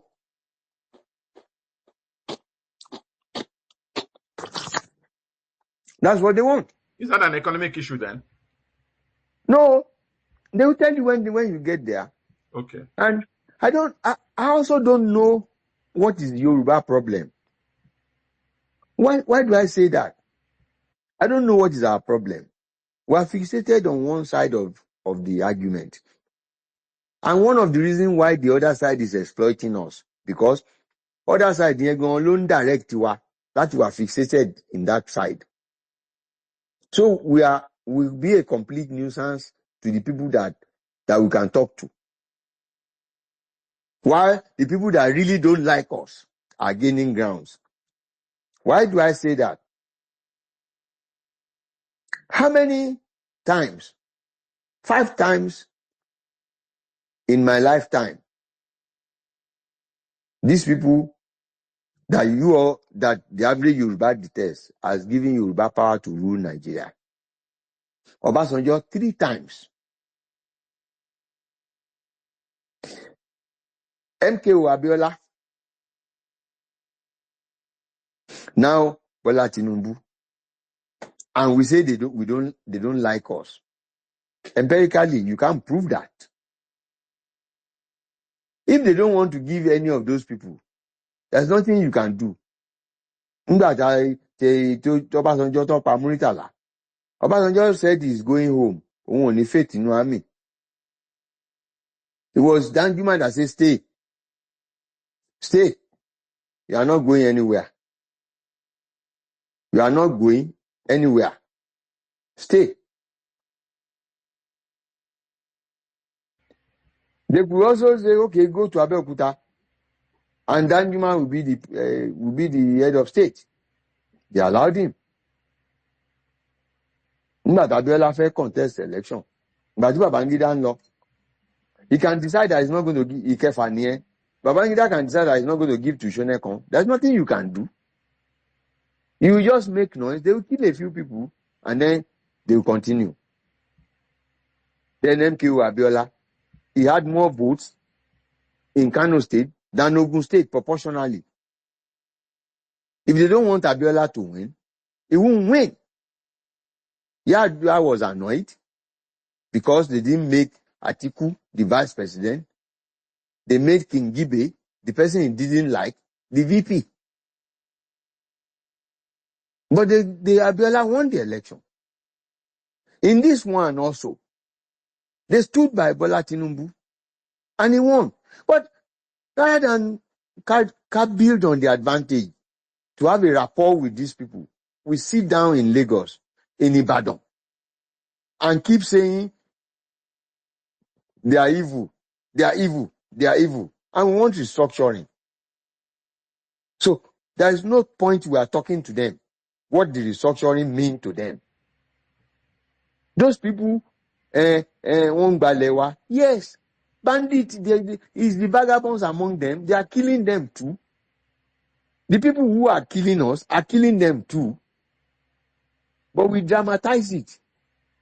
And let us sit down with them and say, look, we cannot have these criminals from all over West Africa destroying Amadou Bello's territory. Affect you. Let's get rid of these criminals. We sit down and talk to them.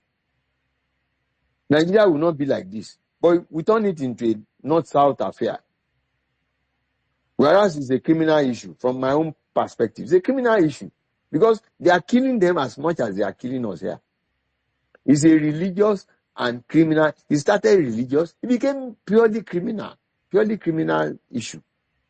But the long and short is, let us talk to them with reason. Even the ones on the other side.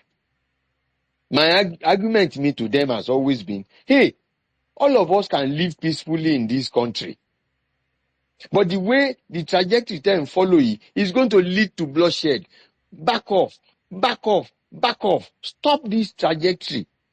If this place explodes, it's not going to be in your interest. I speak to them. It's because nobody ever tells them to back off. Rather than tell them to back off, they will tell you are a bigot. Whereas you can tell them, stop this nonsense. Stop this nonsense. Let everybody stay where he is. Enjoy yourself. Let me enjoy myself. And when they see that you are determined, they will stop. But because we are fighting among ourselves, half of us are saying they are right when we know they are not right. Because we want to get a selfish advantage. So, mi ò mọ nǹkan tí wọ́n fẹ́. But all I know is that they want to be assured. And they want to be assured of. And ẹ̀yin ọmọ wa lẹ lè ṣe, because the problem of the leadership is now different from the problem of the northern middle class. The problem of the leadership is that they are undue advantage. And it's also affecting us in the southwest too. Our indolent leadership also are running after undue advantage. But the middle class, the intelligentsia are different. So if we meet them, they will tell us, okay, how do you think if we don't restructure you will fail? The guy that was talking on Daily Trust, only we will tell you that, oh, if you increase VAT from 7.5 to 10, it will make our people poor. Give us 5 years and increase it. That is it. Only we will pick each argument and we say tick, no, tick, no. We will come back with a compromise. So when you go with them, they are presenting which we have never done. We have shouted on them. We have always been shouting on them. It's a wrong strategy. And the world is tired of wars. The world is tired of wars. They are tired of refugees. They will concede anything. Anything they will concede rather than cause trouble. Rather than allow you to cause trouble, they will concede anything. Ademashirawa. Honorable Okay? Eshegonsa, I think that you have inspired me because you've corroborated some of the thinking I had, and Obori Akonshe knows my thinking about it. And I think for the Yoruba, Think Yoruba First crew, who are very active, a real blessing to the Yoruba race, I think we can learn from the things you have said. We can't use force. We don't have the capability to use force. So let's reason with these guys and all share this country. We can have autonomy if they can give them assurance of economic benefits. So I think that we can take your advice and move forward with it. Eshegon, sir. God bless you, sir. Okay. But I also thank you so much, Honorable Laoshe. Eshe Baba. And I also think that we should be preparing to wrap up. But what I also want to say to No, I'm not. This is not to say relent on conservatism, because you have to be convinced of your identity before you can negotiate with the next person. Weak people don't negotiate too. Eshe, ibi tí mò ń lọ gangan nìyẹn. Don't make the mistake. We're not giving that up. You are when they see you on ground. When they see you on ground, but know that you have held your town, you have held your place, and you want a better arrangement, but you have to be on ground. So I'm not saying that anything that is no. You are fighting to reawaken the consciousness in the people.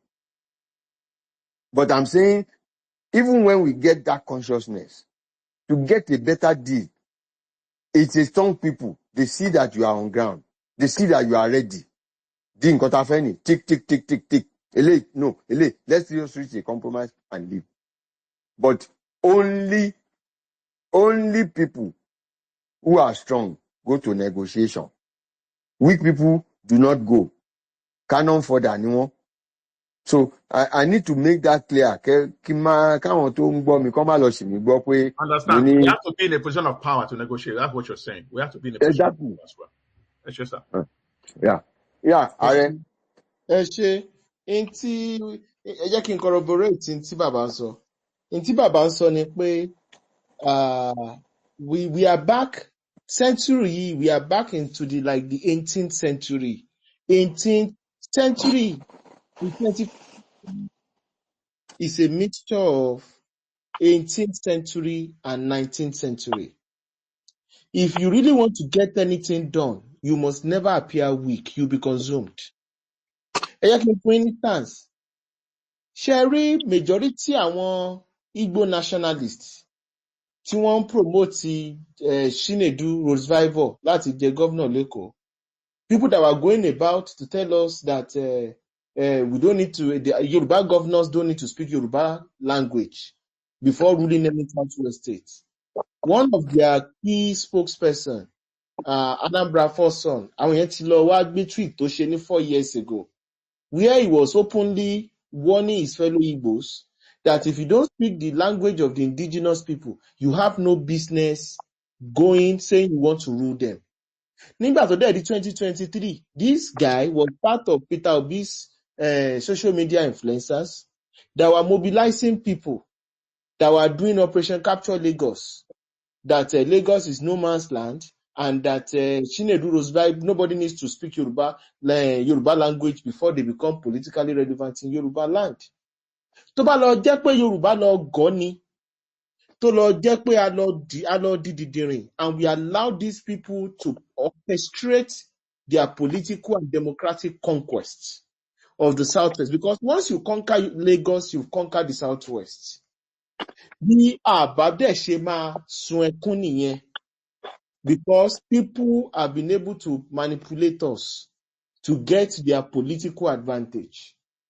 Sherry, another thing people make mistake about is about this game of politics.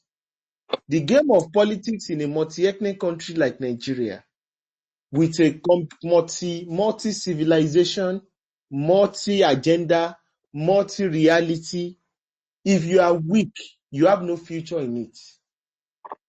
If you are weak, you will be consumed. If you are weak, you will be destroyed.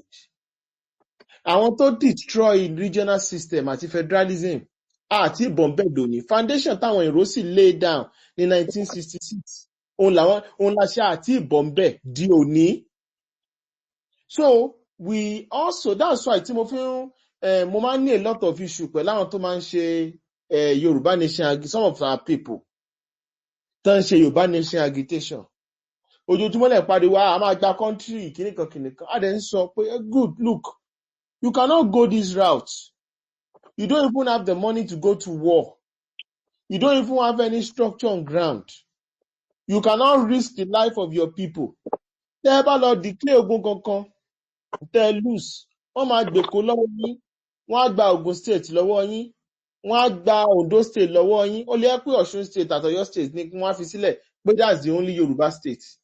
And there's nothing we are going to do, because we are going to be treated like conquered people in any negotiation.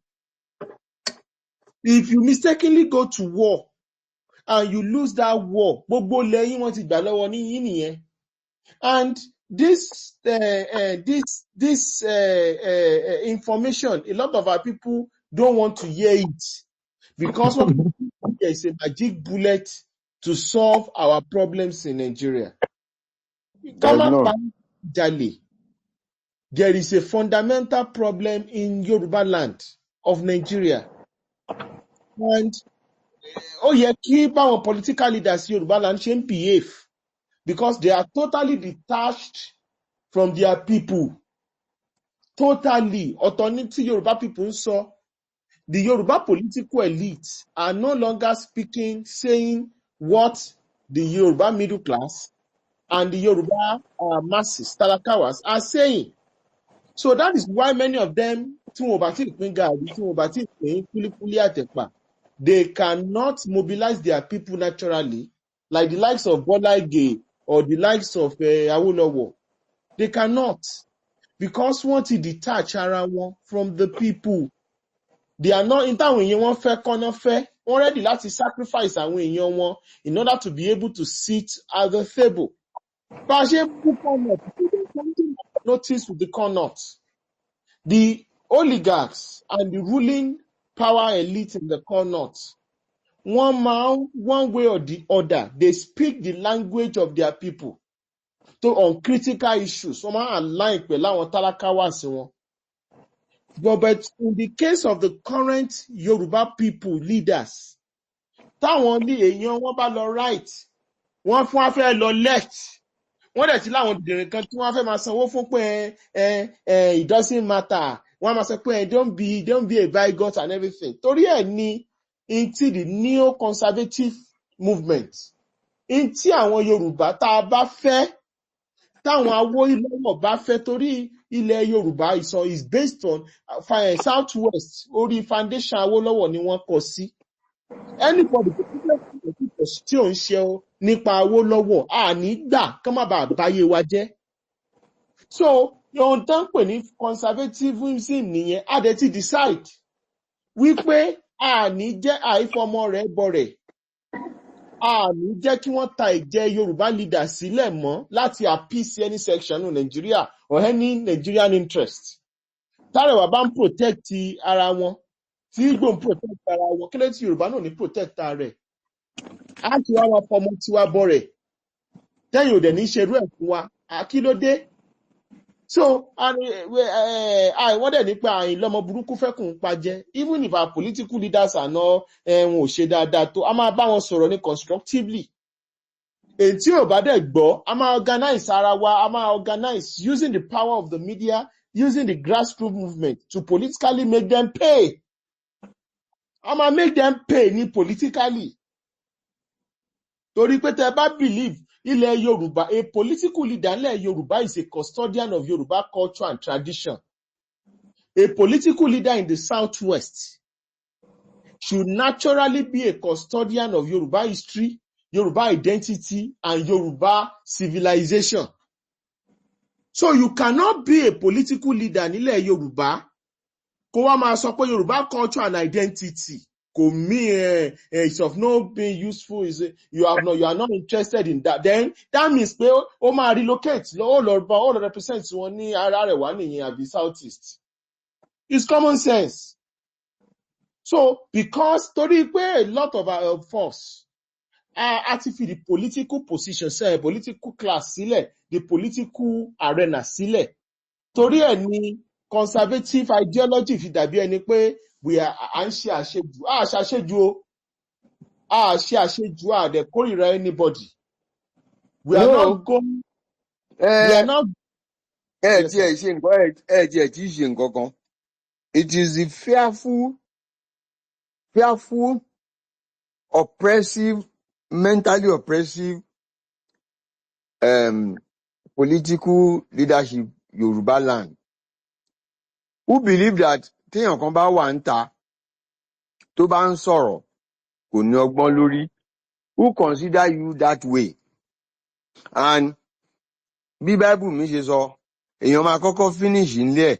Ó ní nígbà tí wọ́n lọ, ó náà sọ wípé wọ́n rí pé we were like, and in their eyes we were like grasshoppers.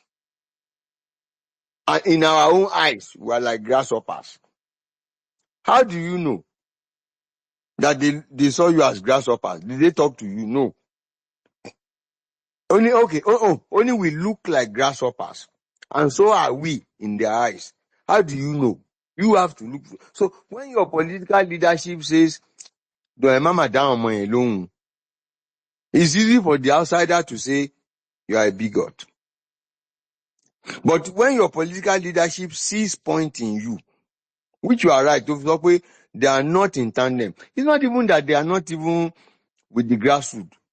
Most of my colleagues are totally arrogant. And their interest is not Yoruba interest. I can tell you for free that 70% of my age mates, if you see them saying something funny, go and find out.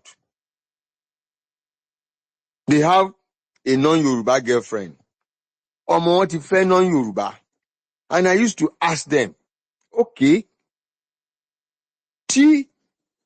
tí wàhálà bá bẹ́ Nàìjíríà, tó bá escape, ṣé o lè mú mi dání?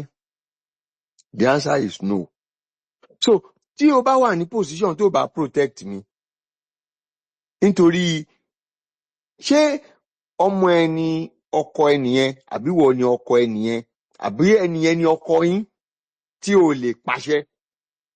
The fact that I married an enemy alien, does that make me a spy of that country? They don't know. Kí n tó pàdé yín, I used to say to them, wọ́n ní kí n má sọ ọmọ, mo ní no, Yorùbá, you are ideologically weak people. We are ideologically weak people. Just give him a woman to be sleeping with. He's finished. Or kí Wàsíù Àyìndé kó lùlù fún. He's finished. And it is these ideologically people that form the core of leadership. Nobody does it. How many of you ló ti date ọmọ Fúlàní rí? You will search among yourself. Oh, ní rí. Níbo ló ti fẹ́ rí wọn? Which one of them will marry you? Meanwhile, àwọn character ten date, ten fẹ́ yẹ mọ̀ wípé àwọn outcast wọn lè ń date. You are now a spousal trophy. That is why they will do everything to marry a Yoruba person. They want to go back home and validate their humanity. Pé ṣebí ẹ̀yin sọ pé outcast ní gbogbo family wa. Ẹ wo ẹni tí mo mú wá láti Ìbàdàn. Tí n bá ní kó jump ó ní how high. That is what you are to them. That is why most of the marriages are transactional. That is why tó jẹ́ pé in their ordinary moment, they say things that are funny. Mo rí obìnrin kan. He said, one of the advantages of marrying Ofemanu people, how can you deride your in-laws ibi tó bímọ sí? Because you didn't marry that man for love. Only one of the advantages of marrying Ofemanu people is that they like parties. And I said, Yuri, see this one that I'm put on my chest. Nobody has seen it before. I know they will almost die. They will come and buy from me. So, is that a wife? Or the one who says all Yoruba people, they should go and check their DNA. So, your late husband is also a bastard. That's what you are saying. The father of your children are bastards. But you need to check this DNA of your children.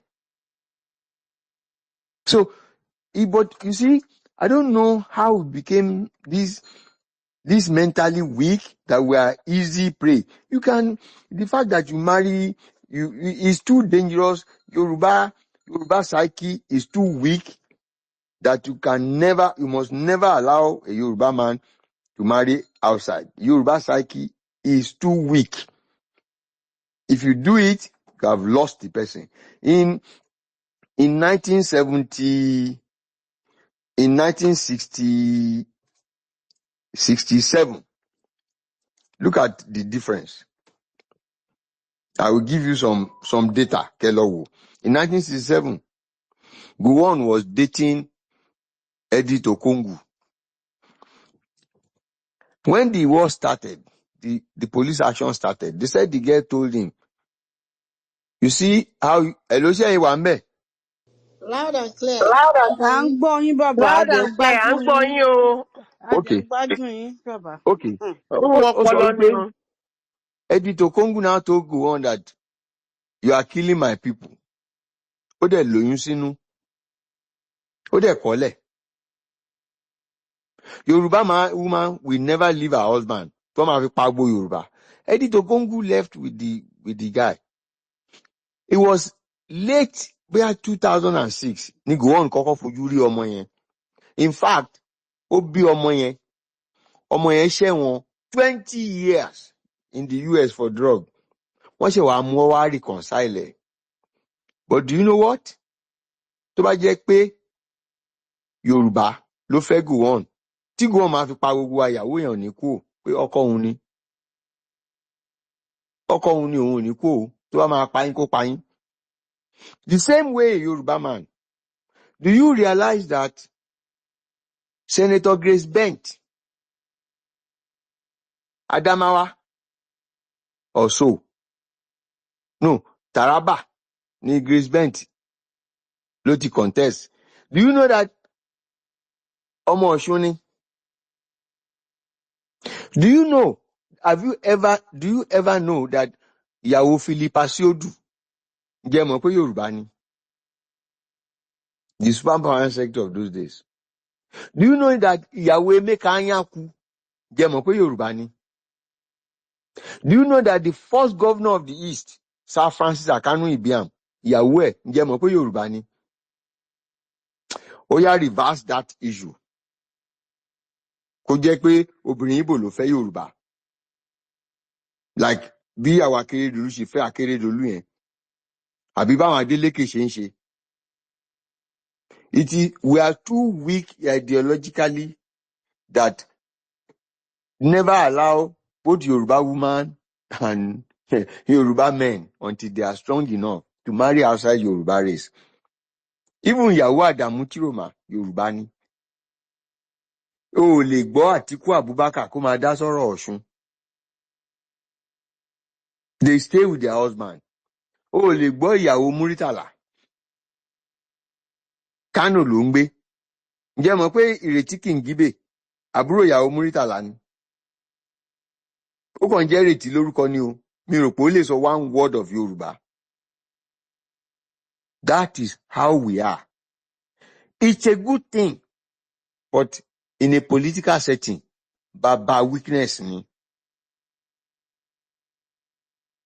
So we need to be very, very careful because we are too weak in this power game. So ẹ̀yin tí ẹ jẹ́ conservative, you have to not relent.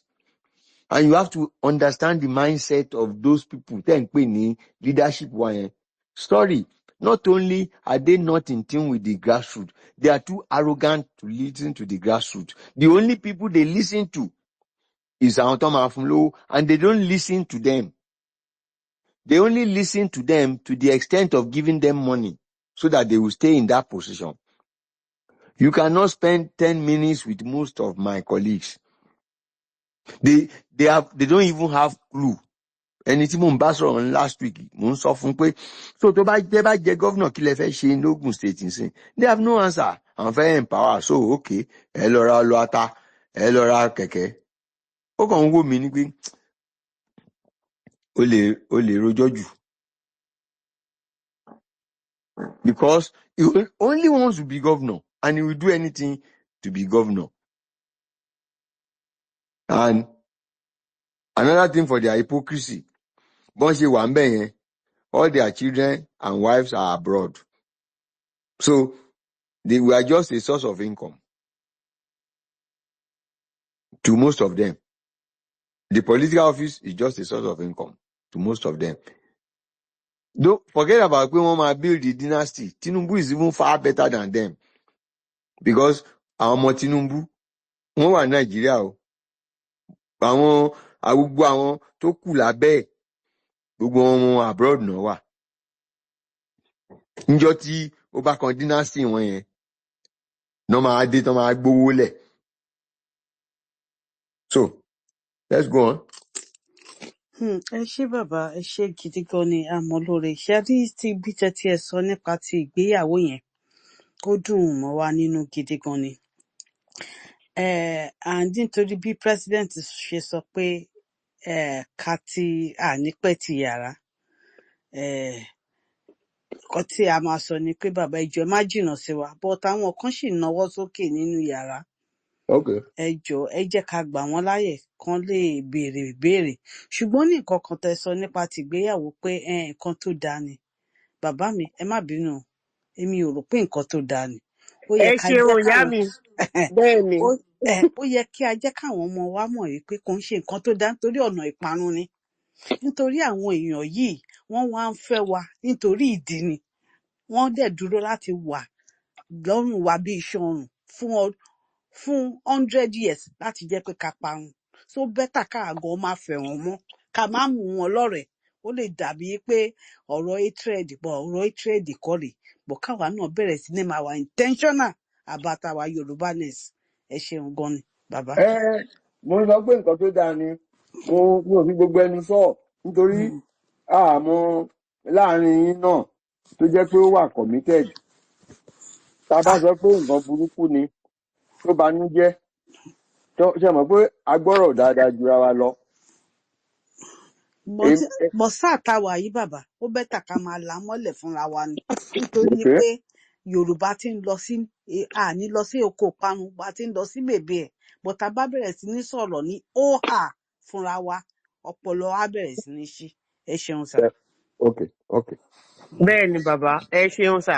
Ó dáa kí ẹ sọ nǹkan fún wa kó banújẹ́ ká wá lọ rò ó ká tó èrò ara wa pa ju ká máa fọwọ́ pa lórí fúnra wa lọ. Ó dàbẹ̀ kò dáa. Ó yẹ kó yé gbogbo àwọn èèyàn wa. Àgbà ń sọ̀rọ̀ tán. Bẹ́ẹ̀ ni sà. Ṣùgbọ́n ẹ mọ̀ pé àwa kékeré tajọ́ wọn yìí wọ́n mọ̀ pé gbogbo ẹnu la máa fi sọ ó dáa káwa fi gbogbo ẹnu sọ. Ẹ ṣeun sà. Ẹ jẹ́ ká gba àwọn èèyàn wa láàyè ìṣẹ́jú méjì àwọn tó ní ìbéèrè. Yèyélúà ẹ tẹ̀síwájú ẹ pé àwọn èèyàn wa ẹ jọ̀ọ́ tí wọ́n ní ìbéèrè. ẹ jọ̀ọ́ mà ǹjẹ́ máníjà wa béèrè question kan tó lọ. Ṣé máníjà ti lọ ni? Máníjà ti lọ wọ́n ti sùn nìyẹn. Ẹ jọ̀ọ́ ẹ bá mi lọ pé máníjà torí mi ìfẹ́ kí máníjà dí pẹ̀lú mi o. Ok, ẹ pé kéèyàn kan pe máníjà kí gbàtà bá ń pe máníjà lọ́wọ́ kí bàbá wa conservative Yorùbá ẹ gbóhùn sókè sà. Ẹ ṣeun wa gan àná ẹ dẹ̀ ṣeun honourable fún àwọn àfiyé tí ẹ fi fún wa àti gbogbo ọ̀rọ̀ tẹ́ ti sọ. Ẹ ṣeun pé ẹ tún try láti fún wa ní the good and bad side of everything. Mo dúpẹ́ lọ́wọ́ yín gan ẹ dẹ̀ ṣe ń tún wáyé for this and for everybody for listening. So for Fẹ́mi ó ní commitment conversary sọ one nípa ọ̀rọ̀ ẹ má jẹ́ sọ̀rọ̀ nípa ọ̀rọ̀ téèyàn fẹ́ ará àtànú because Fẹ́mi mi rò pé kìíní yẹn is becoming too bad lóòótọ́ in our side so maybe ideologically Yorùbá should start looking for internally àwọn tó bá fẹ́ Yorùbá ní nǹkan máa vote for now tí tá máa lè fi policy in place to help us but then I won't go into that in much detail. But ọmọ fẹ́ sọ̀pá gan really is human capital development. Nítorí mo ń lẹ̀ láìpẹ́dẹ̀ ṣe sọ ń pẹ́ èmi náà dẹ̀ ti rò náà lóòótọ́ pé téèyàn bá wò ó àwọn state ta ní many of them they are not viable not in southwest alone mo sọ but in all over Nigeria. But the easiest thing these governors can do is to embark on serious human capital development for their people. So for us in Yoruba land, for instance, gbogbo àwọn gómìnà ta ni tó bá tẹ̀ kọ́kọ́ dedicate maybe half of what they have, half of their budgets, or 1/3, whatever, to human capital development of our people, will be strong enough to be able to work together to rebuild our land. Because the way it's done now, a lot of things are going wrong, so, and a lot of our people cannot compete against those that are coming to our side. And those that are coming from our side, they are getting support, some of them from 3 sources, some from their states, some from illegal businesses or rich uncles and co. And then some maybe they themselves, what they had. And they are competing against our own younger ones. So then nobody is supporting them. Because even me as a Yoruba, I cannot sit and say, this is what I've gained in this country because I'm a Yoruba. But there are people that want to gain for their tribe. So, more will okay, táwọn gómìnà bá tẹ̀lé start with human capital development supporting them like irú àwọn tó wà ní market mo like nǹkan tí Tinubu ṣe pẹ̀lú student loan tó ṣe fún àwọn students but so far tá a bá wò kò after tí wọ́n bá fi school lẹ̀ there's hardly any program in Southwest to help people. Okay, mo lọ sí school mo ṣe tán mo lo student loan mo jẹ gbèsè báwo ni màá kí ló máa kàn lẹ́yìn ẹ̀ ibi táwọn governors kọ́ mi nìyẹn either they support businesses to employ our people even all these government offices we need our people to be there. How can our people be scheme out of government offices in Yoruba land orí bákan bọ́kọ́ mo fẹ́ béèrè lọ́wọ́ yín ní sà wípé torí ẹ̀yin ti ṣe ìjọba ìmúdẹ̀ láìpẹ́ tún fún wa ní some insight into some of your peers but mo á rò pé as AD as APC all these are political parties ta ní in Southwest èmi rò pé bóyá ní party meeting gbà kan bóyá ẹ máa ti sọ̀rọ̀ pé this is our plan for Southwest or this is our plan for the state 31 àbí nǹkan bẹ́ẹ̀ mo fẹ́ mọ̀ ṣé nǹkan bẹ́ẹ̀ yẹn ẹ ti gbọ́ nǹkan bẹ́ẹ̀ yẹn rí nígbà tẹ́ wà ní òṣèlú pé okay this plan tẹ ní ká lè mọ̀ pé bóyá àwa kàn ń rò pé bóyá àwọn èèyàn tó wà before wọn ọ̀sìn kankan ṣé wọ́n ṣe ni ṣé wọ́n try láti ṣe bọ̀ àwọn tí àwọn èèyàn wa ló push back ni àbí wọn ti ẹ̀ ṣe plan bẹ́ẹ̀ yẹ àbí nǹkan kan omi pọ̀ jọ kà lọ ló fà á bóyá ẹ lè dá lóye ń bẹ̀ yẹn ṣeun.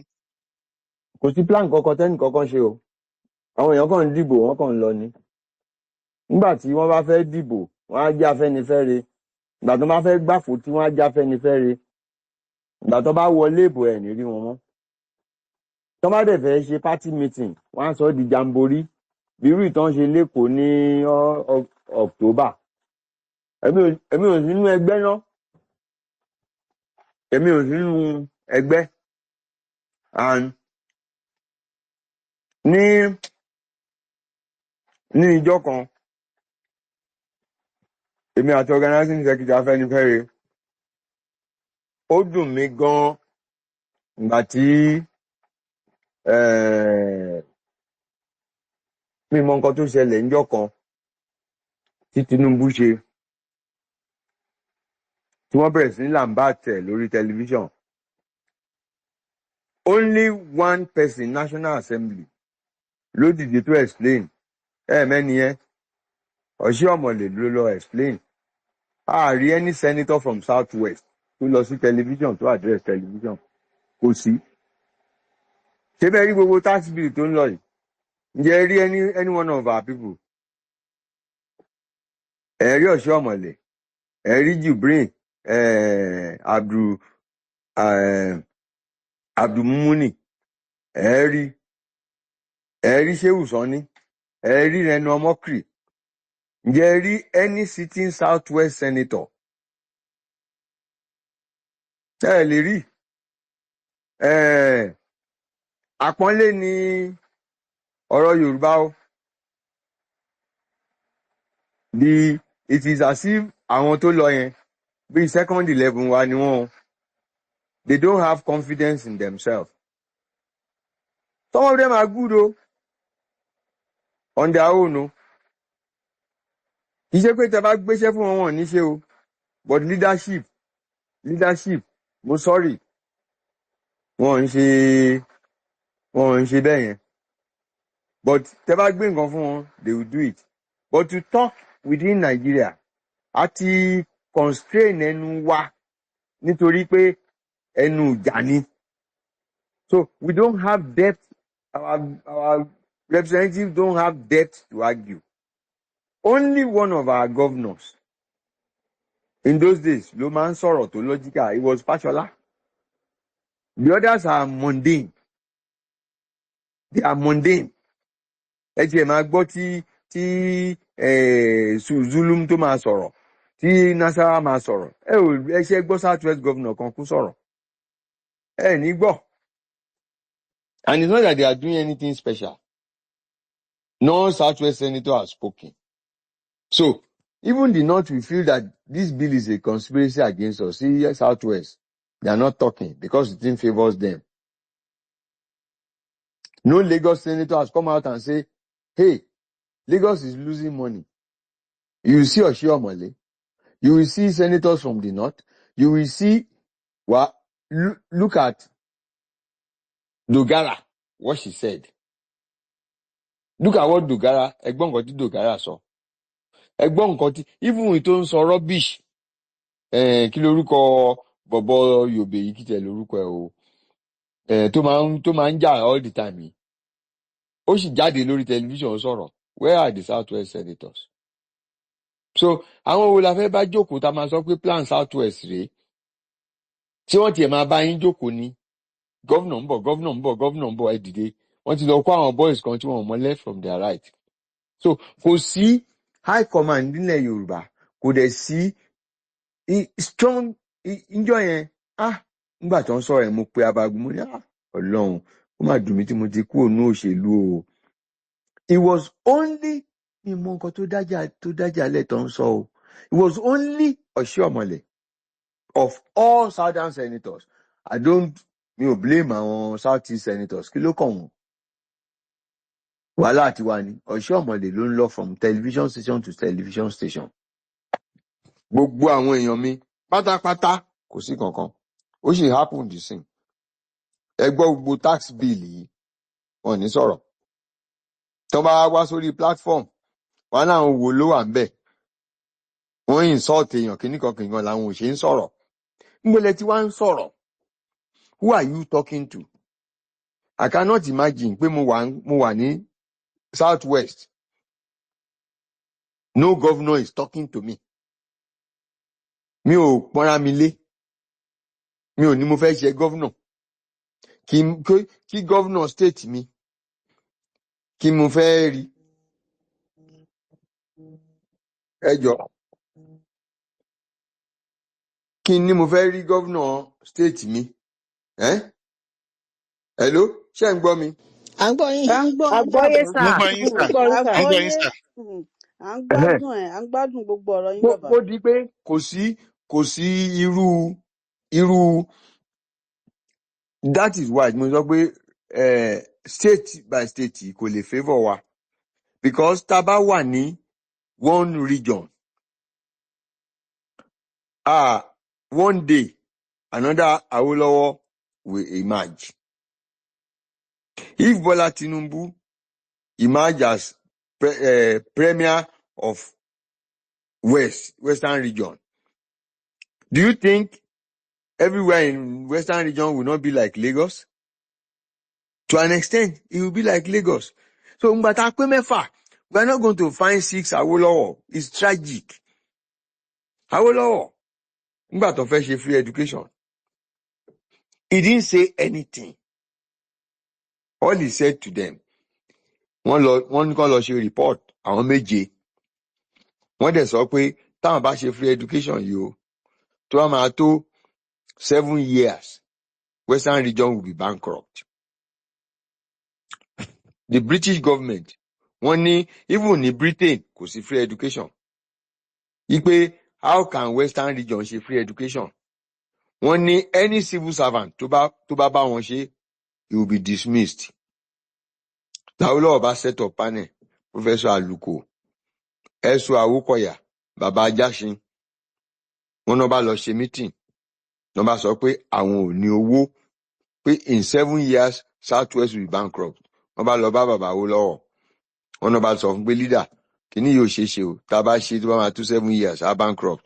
Wọ́n ní Bàbá Awólọ́wọ̀ dẹ̀ ti fọwọ́ di orí ẹ̀ mú báyìí. Ó wulẹ̀. Wọ́n nígbà tó gbórí sókè ó sọ pé, ẹ̀yin èèyàn mi ẹ dójú tì mí o. Ẹ̀yin èèyàn mi ẹ dójú tì mí. Wọ́n ní leader kí làwọn ṣe pé nǹkan kan tí ò lẹ́nu ó ń bọ̀, ó dẹ̀ máa dé lọ́dún 7. Ẹ̀yin á dẹ̀ dúró dè kó dẹ̀ dé báyìí. Ẹ dójú tì mí. Wọ́n láwọn méjèèjì walk out of his office. Nígbà tán dé, they found a solution to it. That is leadership. Pé okay, nǹkan yẹn máa ṣẹlẹ̀ in 7 years time. Pẹ̀lú gbogbo òwe tẹ́ ẹ̀ka yẹn ọ̀jọ̀gbọ́n yìí, ẹ wàá lè rí bá a ṣe máa dọ́gbọ́n sí tí nǹkan tó máa ṣẹlẹ̀ lọ́dún 7 yẹn tí òfin ní bá wa ń bì báyìí. Ẹ dójú tì mí. We don't have that. Every matter we throw money at it because content ó ti tán. ó ti tán, intellectual content competence ó ti tán, bravado ni wọ́n ń ṣe káàkiri. How can you throw money at things? ẹni tó sọ̀rọ̀ ọ̀gbẹ̀yìn sìn wọ́n ní kàn develop human capacity. Kí lẹ mean by human capacity? Nígbà tó ń sọ profile mi, wọ́n sọ iye school tí mo ti ṣí laboratory fún. Ǹjẹ́ mọ̀ pé mi ni mò ń ra reagent sí ọ̀pọ̀lọpọ̀ àwọn school yẹn? Ìjọba ò débẹ̀. Ní secondary school mi, gbogbo classroom tó wà ńbẹ̀ l'Ógùn State, àwa old student la kọ́. Nígbà tí wọ́n bá ti di 100 ní class kan, àkọ́ class mi. Tó bá ti di 100, tá bá ti kọ́ class mi yẹn, ìjọba máa transfer ọmọ síbẹ̀. Títí 7,000 ní population school wa. Wọ́n ní free education wà l'Ógùn State. But nígbà tí wọ́n san 1,000, wọ́n run school for 3 years. Ibì kan wà ńbẹ̀ tí NCC kọ́ computer center sí. Èmi ni mò ń sanwó ọdẹ ẹbẹ̀. School ò lówó. Ògùn State government ò fún wọn lówó. Tẹ́ bá ní káwọn èèyàn yẹn lọ ṣe human capacity, wọ́n á láwọn kọ́ school ni. How much do you pay the teachers? Níbo ni teacher training institute wà? 13 train teacher primary school. Nígbà t'Awólọ́wọ̀ ṣe free education. Look at planning. Wọ́n ṣe free education. Nígbà táwọn ọmọ yẹn máa jáde, wọ́n ṣe ibi tó máa lọ. Wọ́n ṣe commercial school. Wọ́n ṣe modern school. Wọ́n ṣe teacher training. Wọ́n ṣe technical school. Wọ́n dẹ̀ ṣe secondary school. Now, àwọn tó máa ṣe clerk, wọ́n á lọ modern school. Àwọn tó máa wọ vocational studies, wọ́n á lọ technical school. Àwọn tó máa ṣe bookkeeping, stenographer, secretary àti bẹ́ẹ̀ bẹ́ẹ̀ lọ, wọ́n á lọ commercial school. Àwọn tó máa lọ sí university, wọ́n á lọ secondary school. Ṣé ẹ rí pé ìyẹn ló ń jẹ́ human capacity development? Kò sí state kankan ní South West, mi rò pé kankan wà ní wọn tó ní technical school. Every state ló ti kọ́ university. Nígbà tí South West wà, tí gbogbo state ní university, tí wọn ò jókòó láàrin ara wọn pé ẹ dúró náà, Ondo ló lépo, ẹ jẹ́ kí gbogbo á dáwó. Ondo State University, ìwọ ṣe petroleum engineering, gbogbo wa àfún subvention. Ọ̀yọ́ ló nílẹ̀ Ládòkè Akíntọ́lá, ẹ mọ̀ nǹkan tó máa ṣe, agric ní kẹ́yìn focus on. Ẹ̀yin Ògùn, ẹ̀yin ẹ focus on law. Law, computer, nǹkankan. Lagos, marine engineering, computer engineering, banking, gbogbo akọ university. State mẹ́fà. Kò sí lecturer. Gbogbo aládẹ̀ ní duplicate courses. As a matter of fact, some of our universities méjì ló ní. So tẹ́ bá sọ wípé káwọn èèyàn yẹn, àwọn aláìgbọ́n yìí, kán lọ ṣe human capital development, ìtumọ̀ ẹ̀ lọ́dọ̀ wọn ní pé kán lọ kọ́ classroom, kán lọ kọ́ new university. Ogun State ní polytechnic 4, kò sí kankan tó kàn nú ẹ̀. Though this is the caliber of people that are ruling Yoruba land, and they are too arrogant. And when tí ẹ bá àwọn officials wọn sọ̀rọ̀, wọn tiẹ̀ ní dúró bá yín sọ̀rọ̀, àwọn commissioner, ẹ̀gbọ́n ẹnlẹ́sà wọ́n ń lọ nìyẹn. Because ẹni ẹ̀ ò mọ left from his right. Èmi ń sìn, and even rep tó represent mi kò pè mí rí pé pẹ̀dá ẹ̀yin ẹ̀gbọ́n wa National Assembly bó ṣe rí rèé. Kí ni law tó special? Kò pè mí rí. Kò tiẹ̀ sọ̀rọ̀ rí. That is the people. It's pathetic. Even to talk rubbish bí Ndume, ẹ ò lè rí South West, lè rí kankan nú wọn. kó yọ lórí tẹlifíṣàn àkíyé pé ẹ délé ẹ rí quality job tó ń ṣe lẹ́yìn èkó gbogbo àwọn tó kù ìṣá ni wọ́n. So we can give them money for human capital development but there will be no development.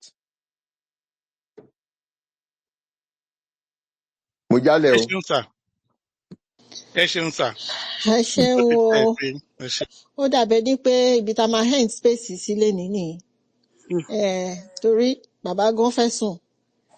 Àwọn èèyàn míì ti sùn lọ ní all over depending on where you are in the world. So Yèyélúà, Madam Àjọkẹ́, Yeah. Mm. ẹ bá wa Máa round up. Ẹ ṣé o bàbá wa ẹ ṣé Láòṣe. gan bàbá bẹ́ẹ̀ ni. Àmọ́ lóore sà, àmọ́ lóore and Àgbáyé á dalẹ́ o. in fact bàbá ẹ má jìnnà sí wa. Ẹ má Mo mọ̀ jìnnà pé sí wa ẹ jọ̀ọ́ sà o. jìnnà sí àwọn tí ó jẹ́ atukọ̀ nulé. Ṣùgbọ́n lórí X yìí a nídìí yín gidi gan nítorí wípé àwọn atukọ̀ nulé wọ́n sì máa gbé yín padà wá láti ẹ̀ tí wá sọ̀rọ̀ lórí wípé kí ni àǹfààní gan tí a gbọ́dọ̀ máa lọ fẹ́ àwọn aráabí yìí? Kí ni tí ó jẹ́ pé ṣé ọ̀nà ìpanu la fẹ́ máa tẹra mọ́ nítorí nǹkan tó wà ní abẹ́ wa kó má dà pé èèyàn ń sọ̀sọkúsọ. So bàbá ẹ wò a gbọ́dọ̀ sọ̀rọ̀ jù, ọ̀rọ̀ ò ní tán nílẹ̀ o. Ẹ dẹ̀ wà fún wa tipẹ́tipẹ́, ọpọlọ yín ò ní jọba. Àṣẹ o. Elédùà wá fún yín lálàáfíà, á fún yín ní ẹ̀mí gígùn fún wa fúnlẹ̀ Àṣẹ o. Yorùbá Àṣẹ o. nítorí wípé irú yín ni a nídìí gidi gan. Bẹ́ẹ̀ ni. Àgbàlagbà, àwọn bàbá tó máa bá wa sòótọ́ ọ̀rọ̀, tó máa bá wa sọ ọ̀rọ̀ ìṣítí. Àmọ́ lóore o, Think Yorùbá First mọ̀ lóore. Ẹ Ọmọ ṣeun gan sà. Yorùbá lọ́kùnrin lóbìnrin tó gbọ́ yín láṣálẹ́ yìí, gbogbo wa la mọ̀ ọ́ lóore. Gbogbo ibi tẹ́ ẹ sọ dé, ó fẹ́ yé wa jù yẹn lọ. Ṣùgbọ́n a sì nídìí omi ọgbọ́n yín jù báyìí lọ. Ẹ Bẹ́ẹ̀ ni. ṣeun gidi gan ni. Ẹ ṣeun Ẹ bàbá. ṣeun sà. Ẹ Ẹ ṣé ṣeun lẹ́ẹ̀kan bàbá. sí. all right ẹ ṣé. A máa kàn sí yín láìpẹ́ o bàbá. Ẹ ṣeun. no problem. Ẹ ṣeun. Okay, ó dàbọ̀. Host, ẹ bá wa close room tẹ bá ṣì wà awake. Gbogbo ilé adúpẹ́ o, adúpẹ́ gbogbo ìgbà o. Ẹ ṣeun o. See you all next week. Bye. all right.